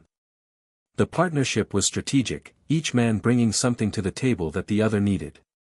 Together, they began to reshape the conversation around technology, innovation, and the future. The first public demonstration of their collaboration came when they announced a joint venture to tackle global climate change. With Bezos's influence in the tech world and Musk's passion for sustainable energy, the two launched a new initiative focused on renewable energy solutions, building on Musk's Solar City vision but expanding it to a global scale. The response was mixed. Some hailed it as a historic partnership that could change the world, while others questioned the motivations behind it. But for Musk, it was a step forward. With Bezos by his side, he knew he had the resources and the network to truly make an impact. As the weeks passed, Musk's confidence grew. With each new development, the world began to take notice of their work. The storm clouds that had once gathered over his head seemed to dissipate, replaced by a sense of possibility. But the journey was far from over. There would be more challenges, more obstacles to overcome. The future was uncertain, and the road ahead was filled with unexpected turns. But one thing was clear, with his new ally by his side, Musk felt ready to face whatever came next. As the months passed, Elon Musk and Jeff Bezos's collaboration began to reshape the future. Their joint venture on renewable energy was just the beginning. The world, still grappling with environmental crises, began to look to the two tech giants for solutions, hopeful that their combined ingenuity might spark the change humanity so desperately needed. But as the partnership grew, so did the stakes, and with them, new enemies emerged from the shadows. The media was no longer the biggest hurdle they faced. It was the established powers, those who had built their wealth and influence by maintaining the status quo. These were the people who saw Musk and Bezos as threats to the current economic and political systems. Their ideas for global sustainability, space exploration, and tech-driven progress weren't just ambitious, they were revolutionary. And revolutions are never welcomed by those whose fortunes depend on the old ways. One morning, Elon and Jeff sat together in Musk's office, discussing their progress. There was a growing sense of urgency in the air.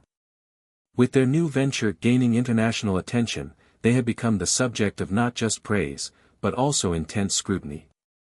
Governments, corporations, and even other billionaires were beginning to take notice, and they were no longer whispering behind closed doors. They were preparing for a confrontation. "We knew this was coming," Elon said, his voice calm but laced with a hint of concern. "You can't push the boundaries without ruffling feathers." Jeff nodded, his hands clasped in front of him. "Yeah, but this is different. They're organizing now. I've heard rumors of major lobbying groups putting pressure on governments to shut us down." Elon rubbed his eyes, feeling the weight of the battle ahead. "I've seen this before. They won't stop at anything to protect their interests. But we can't back down. We have to keep pushing forward."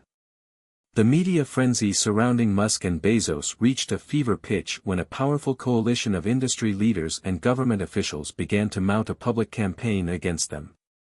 The argument was simple: the two men's ambitious projects were destabilizing the global economy.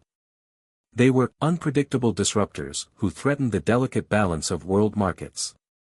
Some even went so far as to say they were too powerful and needed to be regulated, if not outright stopped. The first salvo came from a conglomerate of energy giants, whose CEOs had spent decades dominating the fossil fuel industry. They saw Musk's clean energy initiatives and Bezos's push for green technology as a direct attack on their financial lifeblood. They called for stricter regulations and painted Musk's electric cars and solar products as unrealistic dreams. The backlash was swift. The news outlets, most of which were backed by or had financial ties to these energy conglomerates, began to hammer Musk and Bezos, casting them as reckless innovators who were out of touch with the world's real problems. It was then that Musk realized they were up against more than just media spin. They were facing a coordinated effort to crush their ideas at the roots. Their vision wasn't just about changing the world, it was about disrupting an entire global order. And in that moment, he knew they needed more than just innovation, they needed influence. The duo gathered their inner circle at Musk's headquarters for an emergency meeting. Rachel Winters, his trusted legal counsel, stood by his side, while Sarah Blake, his communications strategist, was at the front of the room. The group had grown accustomed to crisis mode, but this time, the stakes were higher than ever. "We've reached a tipping point," Rachel began, addressing the room. "The lobbyists and vested interests are aligning against us. And it's not just about us anymore. It's about everything we stand for. If we let them control the narrative, it could undo everything we've built. Sarah's tone was firm. We can't let that happen. Our supporters are with us, but we need to keep them engaged. We need to turn the narrative around and make it clear that we're not the enemy, we're the future. Bezos was quiet for a moment, his sharp mind processing the information. Finally, he spoke. We need a counteroffensive. A strategy that doesn't just rely on the tech world. We need to reach the public, the people who are being sold this false narrative. We need to make it clear that our mission isn't about taking down the establishment, it's about lifting everyone up. Musk nodded. We're not enemies of progress. We are progress. But the situation was growing more complex. There were factions now, corporations, governments, and other powerful players, who viewed Musk and Bezos as a threat not just to their wallets, but to their control over global power. They had the resources to wage a battle that Musk and Bezos weren't prepared for. As days turned into weeks, the pressure mounted. Musk found himself facing personal attacks from all sides, both online and in the media. His every move was scrutinized, and his every word was twisted into something it wasn't. Meanwhile, Bezos faced mounting questions about his past business practices, and whether his vast wealth was built on the backs of exploited workers. The two men knew they needed to change the game. It wasn't enough to just keep fighting. They needed to expose the truth and rally the people to their cause. They began working on a plan to launch a massive public campaign to show the world the reality of the fight they were up against, and the solutions they were trying to bring about. Elon called a meeting with his closest advisors. He was determined to not let the negativity and opposition define their mission. I've been thinking a lot about how we approach this next phase, Elon said, leaning over a table covered in papers. We need to shift the focus. No more defending ourselves or our ideas. We need to put the spotlight on the people who are trying to stop us. Let's make this a battle between the innovators and the status quo. Rachel Winters looked at him with approval. It's time to go on the offensive. We have nothing to hide, and we have the truth on our side. Bezos added, we need to go directly to the people. The media may be controlled by the powerful, but the people still have a voice. Let's give them something to rally behind. And so, a new plan was set into motion. Musk and Bezos would embark on a public tour, speaking directly to the people, addressing their concerns, and showing them that they were not the villains they were being made out to be. They would confront the critics head-on, using their platform to shine a light on the truth. It was a bold strategy, one that would either solidify their place in history, or see them torn apart by the very forces they were fighting against. As the tour began, Elon Musk felt a sense of clarity. He had always known that revolution wasn't easy. But now, he could feel the winds of change blowing in their favor. It was time to fight for the future they believed in, no matter what it took. The public tour was more than just a chance for Musk and Bezos to defend themselves, it was their opportunity to reshape the conversation about the future. In a world where the media and powerful corporations had so much control over the narrative, they knew it was time to go directly to the people. But as they began their tour, it became evident that this was no ordinary campaign. It wasn't just about proving the truth, it was about confronting a system that had held too much power for too long. The first stop on their tour was in New York City, a place where the heartbeat of global finance echoed through every street. Musk and Bezos arrived at a packed auditorium filled with tens of thousands of eager faces. The energy in the air was palpable, this wasn't just a speech, it was a movement. People weren't just coming to hear about Tesla, SpaceX, or Amazon. They were coming to hear about something bigger, a vision for a new world, one where progress and innovation could truly make a difference. Elon took the stage first. His presence was commanding, but it was his words that captivated the audience. People often talk about the future like it's some distant thing, he began, his voice steady but filled with passion. But the future is now. It's being created in real time by people who refuse to accept that things can't change. And that's why we're here today. The crowd erupted into applause. Musk paused, allowing the cheers to settle before continuing. For years, we've been told that we're too ambitious, that our goals are too lofty. But look around you, Tesla is changing the world of transportation, and SpaceX is reaching for the stars. And we're just getting started. Bezos took the stage next, his approach more measured but no less impactful. He knew that to win the crowd, he had to speak not just to their intellect, but to their hearts. Change is difficult, Bezos said. It's uncomfortable. It challenges everything we've been told to believe. But the world needs it. And that's why we're here. We're not just talking about electric cars or rockets. We're talking about creating a future where everyone has access to clean energy, where humanity can thrive, and where the impossible becomes possible. The speeches were a success. The energy in the room was electric, with people applauding and chanting for change. But behind the scenes, the opposition was already at work. The media campaign against them escalated quickly, with smear tactics being used to paint both Musk and Bezos as dangerous radicals. Headlines blared, "Musk and Bezos, the billionaire power grab, the tech titans who want to control your future," and, "Are we ready to trust these men with our planet's future?" It wasn't long before these headlines began to seep into the public consciousness. The tide of public opinion started to shift, and soon, some of their supporters began to question whether the two men's vision was truly the right path forward. Could they be trusted with so much power? Were they really working for the greater good? Musk and Bezos knew that the real battle was just beginning. They had captured the hearts of many, but the opposition had the money, the media, and the political connections to turn the tide against them. After a week of speaking engagements and public rallies, the two men sat down for a strategy meeting in a hotel suite. The walls of the room were lined with screens showing live news feeds, all covering their recent appearances. Musk leaned back in his chair, rubbing his temple. "This is getting worse," he said. "The media blitz is working. People are starting to buy into the narrative that we're too dangerous." Bezos crossed his arms, deep in thought. It's not surprising. They've got all the resources. They know how to sway public opinion. But we can't afford to back down now. Musk nodded. "We need to turn this around, show the world why we're doing this. It's not about us.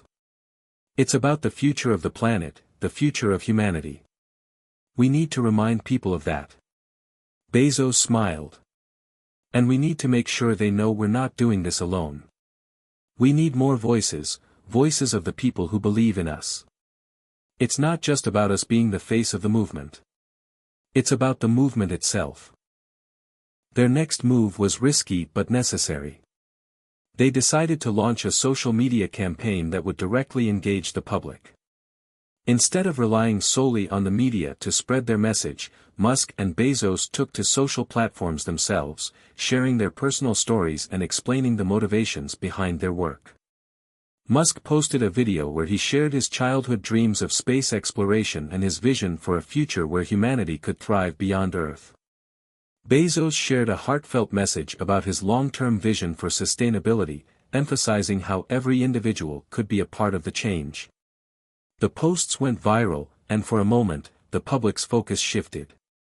It wasn't just about the headlines or the negative media. It was about the people behind the vision. Musk and Bezos were humanized, and their mission became more relatable. People saw them as visionaries once again, rather than out-of-touch billionaires. But just as they were starting to regain momentum, the opposition struck back harder than ever before. One of the most powerful tactics used against them was the rise of anonymous online smear campaigns.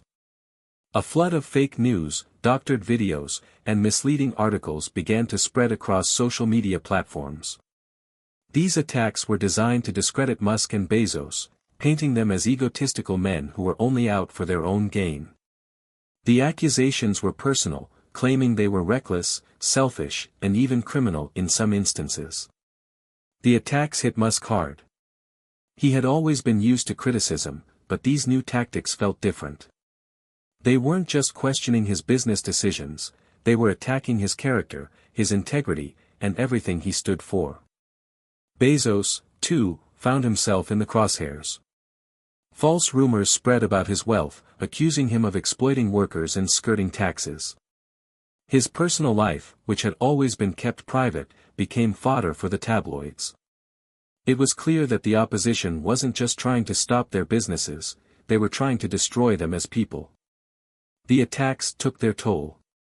Musk began to withdraw from the public eye, retreating into the isolation that had often defined his earlier days. He was losing confidence. And while Bezos was his usual calm and collected self, even he knew they needed a new strategy to overcome the growing backlash. "We can't just keep reacting to their attacks," Bezos said during a late-night meeting with Musk. "We need to take control of the narrative again. It's time for a new approach." Musk looked up, his eyes tired but determined. "What do you have in mind?" Bezos leaned forward, his voice steady. "It's time we show the world who the real enemy is, the people who have been holding back progress for their own gain. We need to expose them. Publicly." Musk nodded slowly. "You're right. It's time to turn the tables." The pressure from the smear campaigns was relentless, but it was also a catalyst for change. Musk and Bezos realized they could no longer play defense. The media, the lobbyists, the billion-dollar corporations, they had all come together with one goal, to take them down. But Musk wasn't going to let their vision be crushed without a fight. It was time to shift gears. They had to show the world that the battle wasn't just about them, it was about the future, the planet, and the people who truly needed change. The decision was made. Musk and Bezos would go after the establishment head-on. They weren't just going to defend their names or their work, they were going to expose the very forces that were trying to destroy their vision. If they were going to win this war, they needed to take it to the heart of the system. It was a bold strategy. But they both knew that with great risk came the potential for an even greater reward. The plan was simple, yet powerful. Musk and Bezos would publicly identify the key players behind the opposition. These were the figures who controlled the vast networks of media, politics, and finance that had been targeting them. They were the puppet masters, shadowy figures who pulled the strings behind the scenes, ensuring that progress and innovation were constantly stifled in favor of maintaining the status quo. Their first target, the fossil fuel industry. The global oil giants had been relentless in their campaign to sabotage Musk's clean energy initiatives. They were behind much of the negative media coverage, funding smear ads that painted Tesla as an unrealistic fantasy and solar energy as a pipe dream. But now, Musk and Bezos were ready to expose their motives. Musk knew that the way forward wasn't just about building electric cars or rockets, it was about breaking the grip these industries had on global power. He was determined to show the world that the only way to secure a sustainable future was to remove these industries' influence. They called a press conference, but this wasn't going to be like any press conference they had held before. It wasn't about talking to the media, it was about taking the power back. As Musk and Bezos walked into the room, the usual horde of reporters gathered in anticipation, microphones in hand. But this time, it was different. The air felt electric. The tension was palpable. Musk stepped up to the podium first, his presence commanding attention. "I've spent my entire career building companies that aim to create a future that benefits all of humanity," he said, his voice steady. "But there are those who want to stop us, those who have built their fortunes on maintaining an outdated system that harms the planet. Today, we're going to expose the truth." He paused for a moment, allowing the weight of his words to sink in. "These companies, these individuals, have used their money and influence to manipulate the media, lobby governments, and mislead the public. They've painted us as villains when all we're trying to do is create a better world." A murmur went through the crowd. Musk continued. "We're not afraid to take on the establishment. It's time to shine a light on those who are blocking progress for the sake of their own wealth and power." Bezos took the podium next, his voice calm but determined. "We know the people who control this system," he said. "We know who's been pulling the strings. And we won't back down until they're held accountable." The reporters in the room were stunned. This was the moment that changed everything. Musk and Bezos were no longer simply fighting for their companies, they were fighting for the future. The media, the lobbyists, the politicians, they were all on notice now. But the backlash was immediate. The oil companies, the corporations, the politicians, they didn't take kindly to being exposed. Within hours, negative stories started flooding the news cycle again, this time with even more venom. The attacks were personal and vicious. Musk was painted as a reckless billionaire playing God with the future of humanity. Bezos was accused of exploiting workers, of using his wealth and power to manipulate the economy for his own benefit. The media smear campaign intensified, but something had changed. The public was beginning to see through the noise. People who had once believed the narrative about Musk and Bezos as reckless disruptors were starting to question it. The attacks were so aggressive that they had started to backfire. People were now more interested in the truth than ever before. Musk knew the public was on the edge.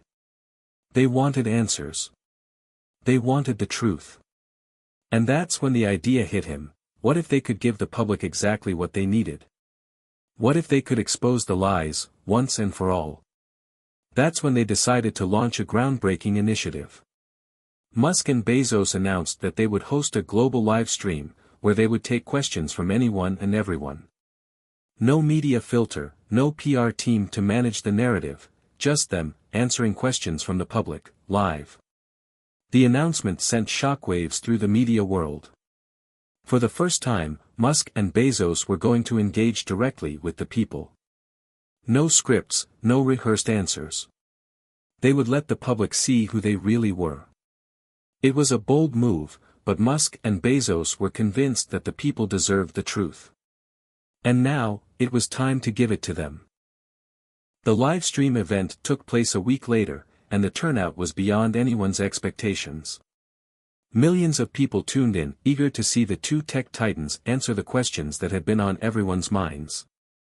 The format was simple: Musk and Bezos sat side by side, each with a microphone, ready to take on whatever questions the world had for them. The first question came from a young woman who asked about the criticism surrounding Tesla's prices. Musk responded with a calm but passionate explanation about how the company was working to make electric cars more affordable for the masses, emphasizing the long-term vision of sustainability and reducing dependence on fossil fuels. The next question came from a businessman who asked about Amazon's labor practices. Bezos took a deep breath before answering. "We've made mistakes in the past, and we're committed to doing better. We've learned a lot, and we're always striving to improve." The questions kept coming, and with each one, Musk and Bezos faced them head-on. No evasion. No deflection. Just two men who were ready to face the truth and defend their mission. As the live stream continued, it became clear that the public was starting to rally behind them. The transparency they had shown, the honesty with which they answered the tough questions, it resonated with people in a way that no scripted PR campaign ever could. For the first time in months, the narrative was shifting. The people were starting to see Musk and Bezos not as villains, but as the visionaries they truly were. By the end of the event, the world was watching.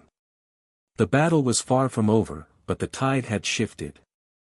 Musk and Bezos had regained control of the narrative. The forces that had once seemed so powerful, media moguls, corporate giants, and political elites, were now on the defensive. The world was beginning to see the truth.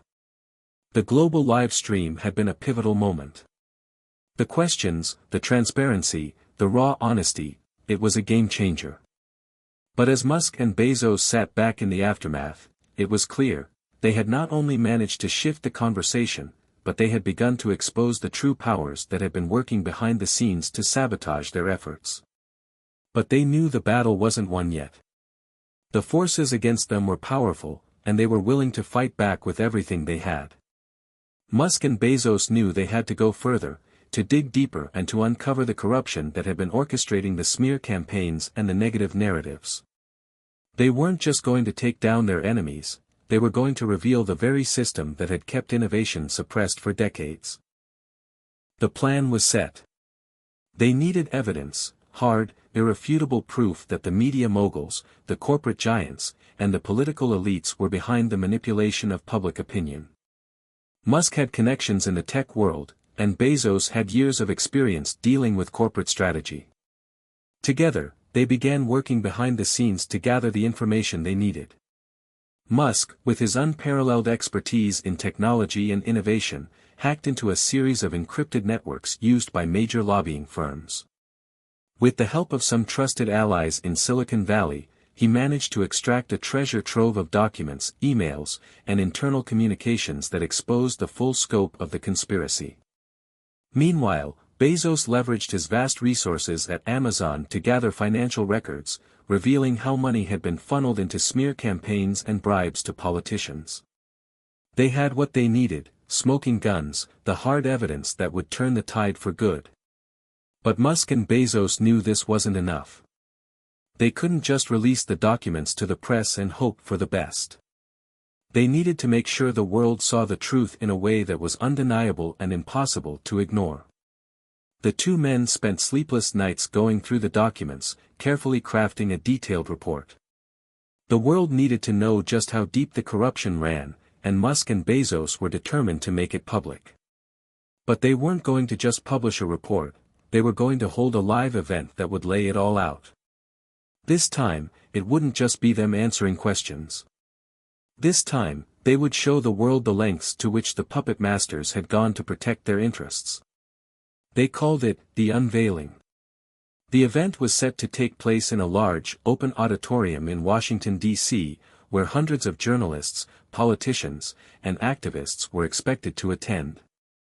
The live stream would be broadcast worldwide, and they planned to unveil the damning evidence to the public. It was their last chance to expose the truth before the powers that be could silence them once and for all. The day of the event arrived, and the atmosphere in the auditorium was charged with anticipation. Musk and Bezos stood backstage, preparing for the moment that would change everything. The tension between them was palpable. "You sure about this?" Bezos asked, his voice calm but laced with concern. Musk nodded, his face resolute. "It's the only way to win. We've got to expose them all."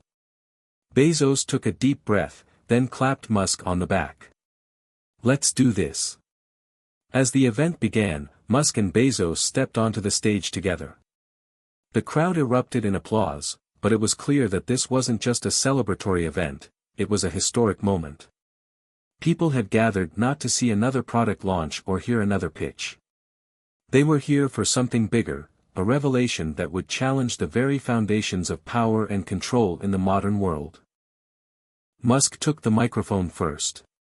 "For years, we've fought to build a future that benefits humanity, a future that's sustainable and free from the grip of the industries that profit from the destruction of our planet. But what you don't know is how hard they've fought to stop us. How far they've gone to ensure that progress never sees the light of day." The crowd fell silent, hanging on every word. The truth is, the fight we're in isn't just about innovation. It's not just about electric cars or rockets or the future of space. It's about the people who control this world, people who have used their power and money to manipulate the system and keep us stuck in the past. Bezos stepped forward, the weight of his words matching the intensity of the moment. "We've spent months uncovering the truth, and today, we're here to show you what's been hidden. We've gathered irrefutable evidence of how the media, the lobbyists, and the corporate giants have been manipulating the narrative, paying off politicians, and spreading lies to protect their own interests." The audience shifted uneasily. The tension in the room was almost unbearable. Musk clicked a button on the screen behind them, and a series of documents flashed onto the screen. It was a visual representation of the conspiracy, emails, financial records, secret communications between corporate executives and politicians. "There it is," Musk said. "This is the proof." The emails detailing the smear campaigns against Tesla, the lobbying efforts to keep fossil fuels in control, the bribes paid to lawmakers to shut down clean energy initiatives. All of it. The audience gasped as the documents were laid bare for the world to see. It wasn't just the scale of the conspiracy that shocked them, it was the names that were revealed. Powerful media moguls, influential corporate leaders, and top government officials were all implicated in the scheme. Musk and Bezos didn't hold back. They read through the documents, exposing the figures behind the curtain. These were the people who had been orchestrating the attacks on their companies, using their influence to keep the status quo in place. As the evidence piled up, the audience's disbelief turned to outrage. People began to shout in anger. This wasn't just a fight between two billionaires and their competitors, it was a fight for the future of the planet. The world was waking up to the reality of how deeply the system had been corrupted. Musk and Bezos knew that this moment was pivotal. They had taken on the establishment and, for the first time, were winning. The media couldn't ignore the truth. The lobbyists couldn't spin their lies. The politicians couldn't hide behind their paychecks. The truth had been unleashed. But as the event drew to a close, Musk and Bezos knew the war wasn't over. This was just the beginning. The forces they were up against wouldn't back down easily. They had exposed the puppet masters, but now they had to prepare for the backlash. There would be lawsuits, there would be attacks, and there would be those who would stop at nothing to silence them. But Musk and Bezos had already made their decision. They weren't going to back down. They had the truth on their side, and they would fight until the end. The truth had been exposed, and the world was still reeling from the bombshell revelations. The livestream event where Musk and Bezos had laid bare the inner workings of corporate manipulation was being talked about everywhere. News outlets were buzzing, social media was ablaze with debates, and public opinion was shifting rapidly in favor of the two billionaires. But while their supporters celebrated, there was no denying that a fierce storm was brewing in the shadows. The puppet masters, the media moguls, the corporate titans, the political elites, had been rattled. They had underestimated Musk and Bezos. They had thought that their vast power and influence could squash any threat before it gained traction. But now, the tables had turned. Musk and Bezos weren't just fighting for themselves, they were fighting for the future, for the planet, and for a new world order where innovation wasn't stifled by greed and corruption. And the powerful forces who had been exposed weren't going to go down without a fight. The first signs of the backlash were subtle, almost imperceptible at first. It began with a surge in negative media coverage. News outlets that had once been neutral, or even supportive, of Musk and Bezos suddenly turned hostile. Stories began to emerge about their past mistakes, Tesla's production delays, Amazon's worker treatment, and even personal attacks on their characters. The media, once seemingly so enamored with their success, now painted them as egotistical billionaires willing to stop at nothing to further their own agendas. But these attacks weren't just limited to the media. Behind the scenes, the corporate elites were taking action. The oil giants, the defense contractors, and the established players who had once relied on the fossil fuel industry began to flex their muscles. Musk and Bezos could feel the pressure building. The smear campaigns would intensify, the lawsuits would pile up, and their resources would be drained as the battle to silence them escalated. Still, they didn't back down. If anything, the more they were attacked, the more resolute they became. They knew that they couldn't afford to retreat now, not when they were so close to winning. In the midst of this growing tension, Musk received an unexpected call. It was from his old friend, and now ally, Richard Branson. "Elon, I'm watching everything unfold. It's incredible what you and Jeff have done, but you need to be careful. These people will stop at nothing to destroy you." Musk paused, considering Branson's words. "I know, Richard. But I can't just sit back and let them win. We're fighting for something bigger than ourselves." "I get that, but don't underestimate the forces you're up against. They have more power than you think," Branson warned. "I'm not backing down," Musk replied with a steely determination. "Neither is Jeff. We've come too far, and we're going to see this through." Branson's voice softened. "Just promise me you'll be careful. The world is watching, but so are the people who will try to bury you." The days following the live stream event were filled with a whirlwind of activity. Musk and Bezos spent countless hours strategizing, preparing for the inevitable retaliation. They held secret meetings with their legal teams, hired additional security, and began looking for ways to strengthen their positions in the face of growing opposition. But it wasn't just the media and corporate world that they had to worry about. As the backlash escalated, they realized that their efforts to expose the truth had made them enemies in high places. And now, those enemies were moving quickly to target their companies, their finances, and even their personal lives. One of the most chilling moves came when Tesla and Amazon were hit with a series of high-profile lawsuits. The charges ranged from alleged fraud to violations of labor laws, all of them aimed at discrediting the companies and tying them up in endless legal battles. Musk and Bezos knew these lawsuits weren't coincidental. They were part of a calculated effort to drain their resources and undermine their credibility. At the same time, a smear campaign was launched across social media, aimed directly at their personal lives.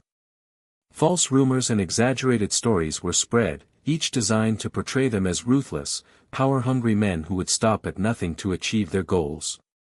The media, eager to push the narrative of scandal, ran with these stories, further fueling the fire. But the most alarming development came when Musk received a cryptic message late one night. It was from an anonymous source within one of the major lobbying firms they had exposed. "You've gone too far, Elon. If you don't back off, the consequences will be dire. This isn't a game anymore." Musk stared at the message, his pulse quickening. It was clear that the people behind the conspiracy weren't just going to use legal and media attacks to defeat him, they were willing to go to extreme lengths. He immediately forwarded the message to Bezos. "This is serious," Musk texted him. "We need to prepare for anything." Bezos's response was swift, "I agree. We've been playing by the rules, but they've already crossed a line. We need to be ready for whatever comes next." As the pressure mounted, Musk and Bezos knew they couldn't fight this battle alone. It wasn't just about defending their companies anymore, it was about protecting their vision, their lives, and their legacy. They needed allies, and they needed them fast. Musk reached out to several influential figures in the tech world, while Bezos tapped into his vast network of entrepreneurs, philanthropists, and activists. Together, they began to form an alliance, a coalition of individuals and organizations who believed in their cause and who were willing to stand up against the corrupt system they were fighting. The coalition was made up of some of the brightest minds in technology, sustainability, and social justice. They weren't just motivated by personal gain, they were driven by a shared belief in creating a better future. Together, they began to strategize how to combat the mounting attacks and to take the fight to the next level. But the forces they were up against were far from finished. As Musk and Bezos built their coalition, the puppet masters were already regrouping, preparing for the next phase of their counterattack. The stakes were higher than ever, and both sides knew that this battle was far from over. Every move, every strategy, every decision would have far-reaching consequences. Musk and Bezos had exposed the truth, but now they had to face the reality of what it meant to challenge the system. The backlash had only just begun, and the world was about to witness a fight that would determine the future of innovation, power, and the very fate of humanity. The fires of the backlash had only grown fiercer since the bombshell live stream. Musk and Bezos now found themselves caught in a high-stakes chess game with the very powers they had exposed, an unpredictable, dangerous game where every move could lead to victory or destruction. The world was watching, but so were their enemies, and they were ruthless. With their legal teams working overtime to combat the growing lawsuits, and their public images tarnished by a relentless media campaign, Musk and Bezos knew the only way forward was to take a bold, calculated risk. They couldn't simply sit back and play defense, they needed to strike. But how? The solution came from an unlikely source, Sarah Chen, an outspoken social justice advocate who had become a staunch ally in their fight. Chen had built her career as an entrepreneur and philanthropist, speaking out against corporate greed and political corruption. She was an outsider with a vast network of influencers, activists, and journalists, exactly what they needed to fight back against the tidal wave of negative press. "We need to go on the offense," Sarah told them during an emergency meeting in Bezos's private office. "It's not enough to respond to their attacks. We need to expose the media's hypocrisy and corruption too, show the world the puppet masters who pull their strings." Musk nodded, his mind racing. "You're right. They're using the media to twist the narrative. If we can prove they're the ones controlling the story, manipulating the public, then we can flip the script." Bezos leaned in, his eyes narrowing in thought. "But we need more than just the truth. We need something that will shock people into action. A smoking gun. Something that no one can ignore."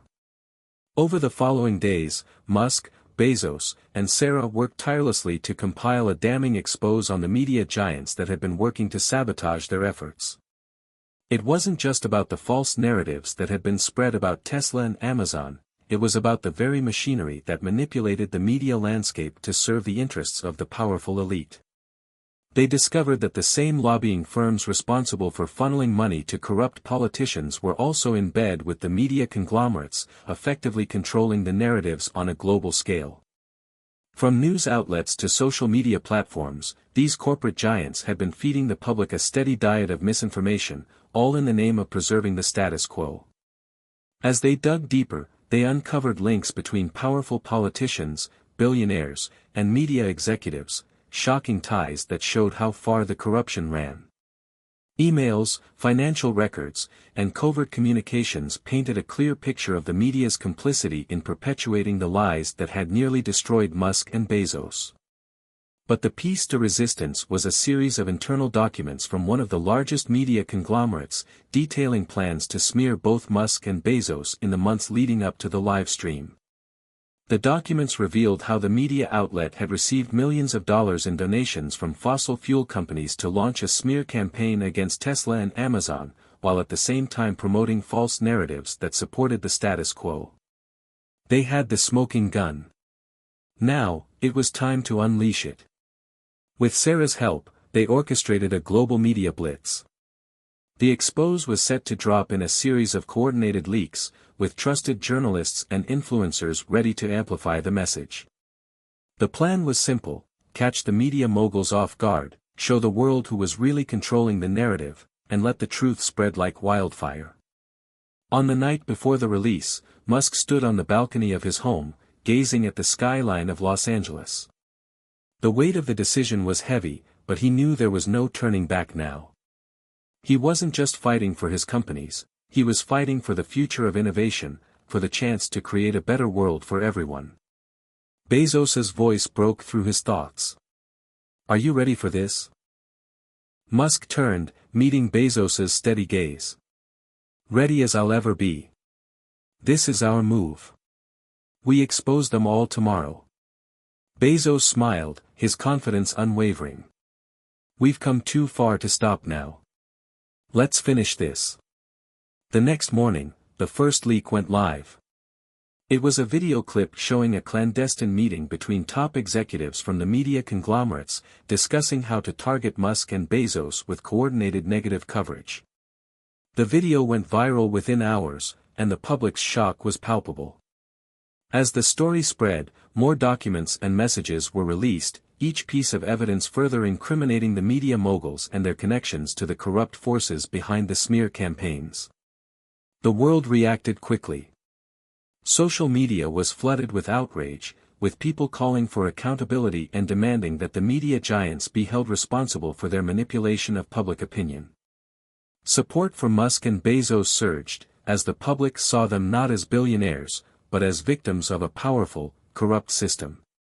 But just as the momentum seemed to be turning in their favor, the enemy made their move. The counterattack came in the form of a well-orchestrated legal offensive. Within hours of the leaks, Musk and Bezos were hit with a series of new lawsuits, this time accusing them of intellectual property theft, environmental violations, and more. It was clear that the puppet masters were trying to drown them in legal battles, hoping to tie up their resources and distract from the explosive revelations. But Musk and Bezos were prepared. They had anticipated this move, and they had already fortified their legal teams with some of the sharpest minds in law. They weren't going to let these baseless lawsuits stop them. In fact, they knew that the more these lawsuits piled up, the more they could prove just how far the corrupt forces were willing to go to silence them. As the legal battles mounted, Musk and Bezos continued to press forward. They worked tirelessly to keep the momentum of the media blitz going, using their vast networks to ensure that the truth would not be forgotten. They called on their allies in the tech world, social justice movements, and grassroots organizations to continue pushing for reform, knowing that this was their best chance to break free from the system that had been holding them down. The stakes had never been higher. The backlash was intense, but the momentum was building. Every step they took brought them closer to victory, or failure. The war was far from over, and Musk and Bezos knew they had to stay one step ahead of their enemies, no matter what it took. The world was holding its breath. With the explosive media leaks and the rising tide of support from the public, Musk and Bezos had succeeded in shaking the very foundations of the corrupt systems they had fought against for so long. But the battle was far from over. The puppet masters, the billion-dollar media conglomerates, and the corrupt politicians weren't just going to walk away quietly. This was the final showdown, and the stakes were higher than ever before. It had been weeks since the release of the damning expose, and the courtroom was the next battleground. Musk and Bezos found themselves preparing for the ultimate confrontation, a legal fight that would determine the future of their businesses, their reputations, and the fight for innovation itself. The suits against them were mounting, and this wasn't just about defending their companies anymore. This was about defending everything they had worked for, their vision of a future where technology, sustainability, and transparency could coexist without being strangled by corporate greed. Musk sat across from his legal team in a conference room, his mind focused on the task at hand. The media coverage had been relentless, but with every passing day, he had begun to feel a shift in the tide. The public was no longer just sympathetic, they were rallying behind him. People were fed up with the lies, the manipulation, and the cronyism that had held the world back for so long. They wanted change, and Musk knew that this fight was no longer just his, this was the people's fight. Bezos, sitting beside him, scanned through legal documents, his face set in determination. This is it, Elon. We're going to face off against the media giants, the lobbyists, the corporate elites. It's not going to be easy. Musk looked up from the documents, his eyes steely with resolve. It's never been easy, Jeff. But we've come this far. We're not backing down now. The weight of the situation wasn't lost on either of them. The media would turn this trial into a spectacle, but they had one advantage, they held the truth, and the public was hungry for it. Musk and Bezos had the support of millions of people who were now seeing the corruption for what it was. As they prepared for court, Sarah Chen, their ally, made a surprise visit. She was the bridge between their world and the activists who had rallied behind their cause. She had come to remind them of the bigger picture. Elon, Jeff, Sarah said, her voice calm but urgent, this trial is not just about winning in a court of law. It's about winning the hearts and minds of the people. The moment you step into that courtroom, the world will be watching. They need to see you as more than just businessmen, they need to see you as leaders, as people who are willing to sacrifice everything to bring about real change. Musk leaned back in his chair, absorbing her words. I know. We've done what we can, but it's going to take more than just legal victories. We need to show them that we're not just fighting for us, we're fighting for the future. Bezos nodded in agreement. We need to keep pushing forward. They may have the power, but we have the truth. And the truth is what will set us free. The day of the trial arrived, and the courtroom was packed. The media was there, cameras flashing, journalists typing furiously, all eager to report on the latest twist in this battle. The stakes had never been higher. On one side, Musk and Bezos were armed with the truth, their legal teams at the ready to defend them. On the other side, the media moguls and corporate elites, sitting smugly behind their attorneys, prepared to throw everything they had at the two billionaires. The battle for the future of innovation was about to be waged. As the trial began, the tension in the room was palpable. The prosecution wasted no time attacking Musk and Bezos, accusing them of being self-serving billionaires who only cared about their bottom line.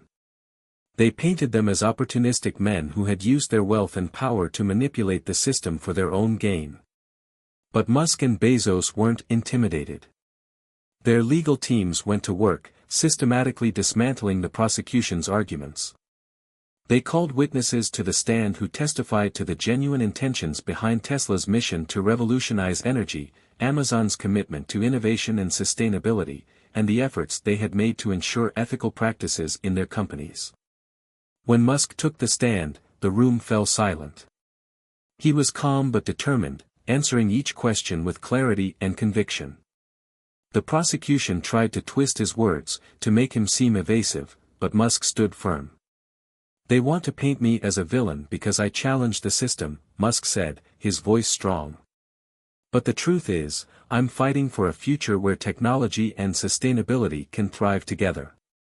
A future where innovation isn't held back by corruption. That's not something I'm willing to back down from." Bezos followed, delivering a passionate defense of his company's mission. Amazon's mission has always been to make the world more connected, to give people the tools they need to succeed. "We've provided millions of jobs, improved access to education, and helped bring new technologies to market. The media doesn't like that because it challenges the status quo. But the truth is, we're changing the world for the better." As the trial wore on, it became clear that the tide was shifting. The jury seemed captivated by Musk and Bezos' sincerity, their conviction, and the compelling evidence they had presented. The media's narrative was unraveling in real time, and the public was beginning to see the trial for what it was, a desperate attempt to silence those who dared to expose the system's corruption. It was during closing arguments that the final blow was struck. Musk and Bezos' legal team presented the final piece of evidence, the damning document that had exposed the media giants' direct ties to lobbyists and the fossil fuel industry. The document detailed how they had worked together to target Tesla and Amazon, to smear their reputations, and to stifle innovation in favor of maintaining their stranglehold on power. The impact was immediate. The courtroom erupted in shock as the truth was laid bare for all to see. The media moguls were exposed for the puppeteers they truly were, and their credibility was shattered. As the trial concluded and the jury began deliberating, Musk and Bezos sat together, their minds racing with anticipation. They knew this was the moment that could change everything. The world was watching, and they had done everything in their power to expose the truth. The jury's verdict would come soon, but no matter the outcome, Musk and Bezos knew they had already won. They had proven that the truth could still prevail, even in the face of immense power. And no matter what the future held, they had set in motion a movement that would forever change the landscape of business, politics, and the very way society viewed innovation. The final showdown was nearing its end, and Musk and Bezos had played their hand perfectly. Now, they could only wait to see if the world was ready to embrace the future they had fought so hard to create. The courtroom was hushed as the jury filed in. The world had been watching this trial closely, from the overflow of media coverage to the online discussions and heated debates. Every person who had followed the story knew that this verdict would not only change the fate of Elon Musk, Jeff Bezos, and their companies, it would change the future of innovation and corporate transparency. The tension in the room was palpable, as the judge took his seat and looked toward the jury. He nodded, signaling that the time had come for them to deliver their verdict. Musk and Bezos sat in their seats, side by side, their faces unreadable. They had fought tirelessly, endured endless attacks, and exposed the corrupt machinery that had once held so much power over them. Now, all they could do was wait. The jury foreperson stood and addressed the court, their voice steady. We, the jury, find the defendants, Elon Musk and Jeff Bezos, not guilty of the charges brought against them. The words hung in the air for a moment, and then the weight of the verdict hit. Musk and Bezos exchanged a brief glance, a silent acknowledgement of the years of hard work, sacrifice, and determination that had brought them to this point. The applause that followed was deafening. Outside the courthouse, a crowd had gathered to show their support for the two billionaires.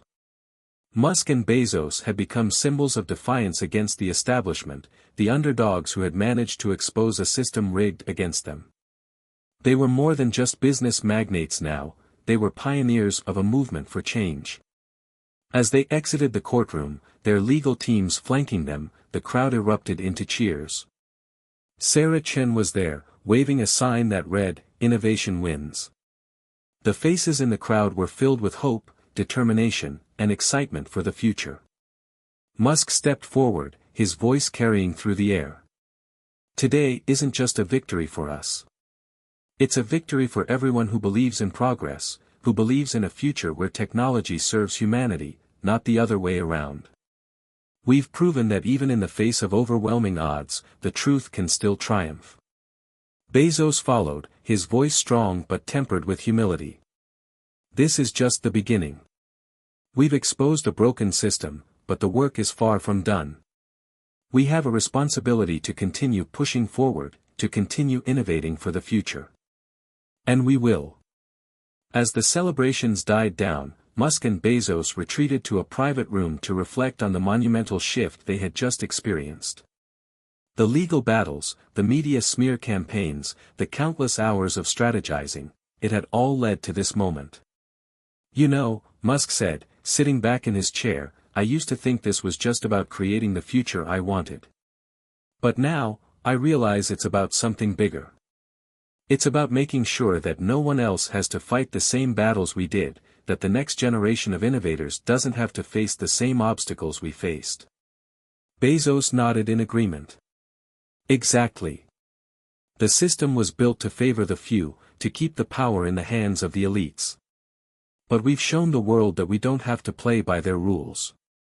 We can create something better, something that works for everyone. In the weeks that followed the verdict, the ripple effects were felt across the business world.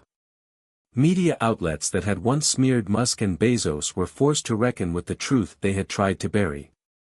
Journalists, once beholden to corporate interests, began to demand more transparency and accountability in the industries they covered. The public, emboldened by the victories of Musk and Bezos, started to push for greater reforms, calling for an end to the corruption that had plagued both the business world and the media. Musk and Bezos didn't rest on their laurels, though. They used the momentum from their victory to double down on their missions. Tesla's expansion into new markets accelerated, while Amazon's focus on sustainability and green technology took center stage. Both companies were now more committed than ever to making a positive impact on the world, not just through their products, but through their values. 1 year later, Musk stood before a crowd of thousands at a groundbreaking event. He was unveiling a new, game-changing technology that promised to revolutionize the way energy was produced and distributed. The project had been in the works for years, and now, it was ready to be shared with the world. As he spoke to the audience, his words carried the weight of the journey he had been through. When we started this journey, we knew we were up against a system that was designed to keep things the same, to preserve the status quo. But we also knew that change was possible. And today, we're proving that. The crowd erupted into applause as Musk took a moment to reflect. He had faced overwhelming odds, but he had emerged victorious. More than that, he had helped change the course of history. As Musk and Bezos looked to the future, they knew that the battles they had fought were not just about protecting their companies or their own interests. They were about protecting the idea that innovation and progress should never be stifled by greed, corruption, or power. The truth they had fought for was now the foundation of a new era, a time when the future of humanity could be shaped by technology, sustainability, and transparency. They had taken down the powerful forces that sought to control the narrative, and in doing so, had set the stage for a better world. Hit subscribe and leave a comment with where you're watching from. This story might just spark a new beginning. What's one thing that always pushes you forward, even when things get tough?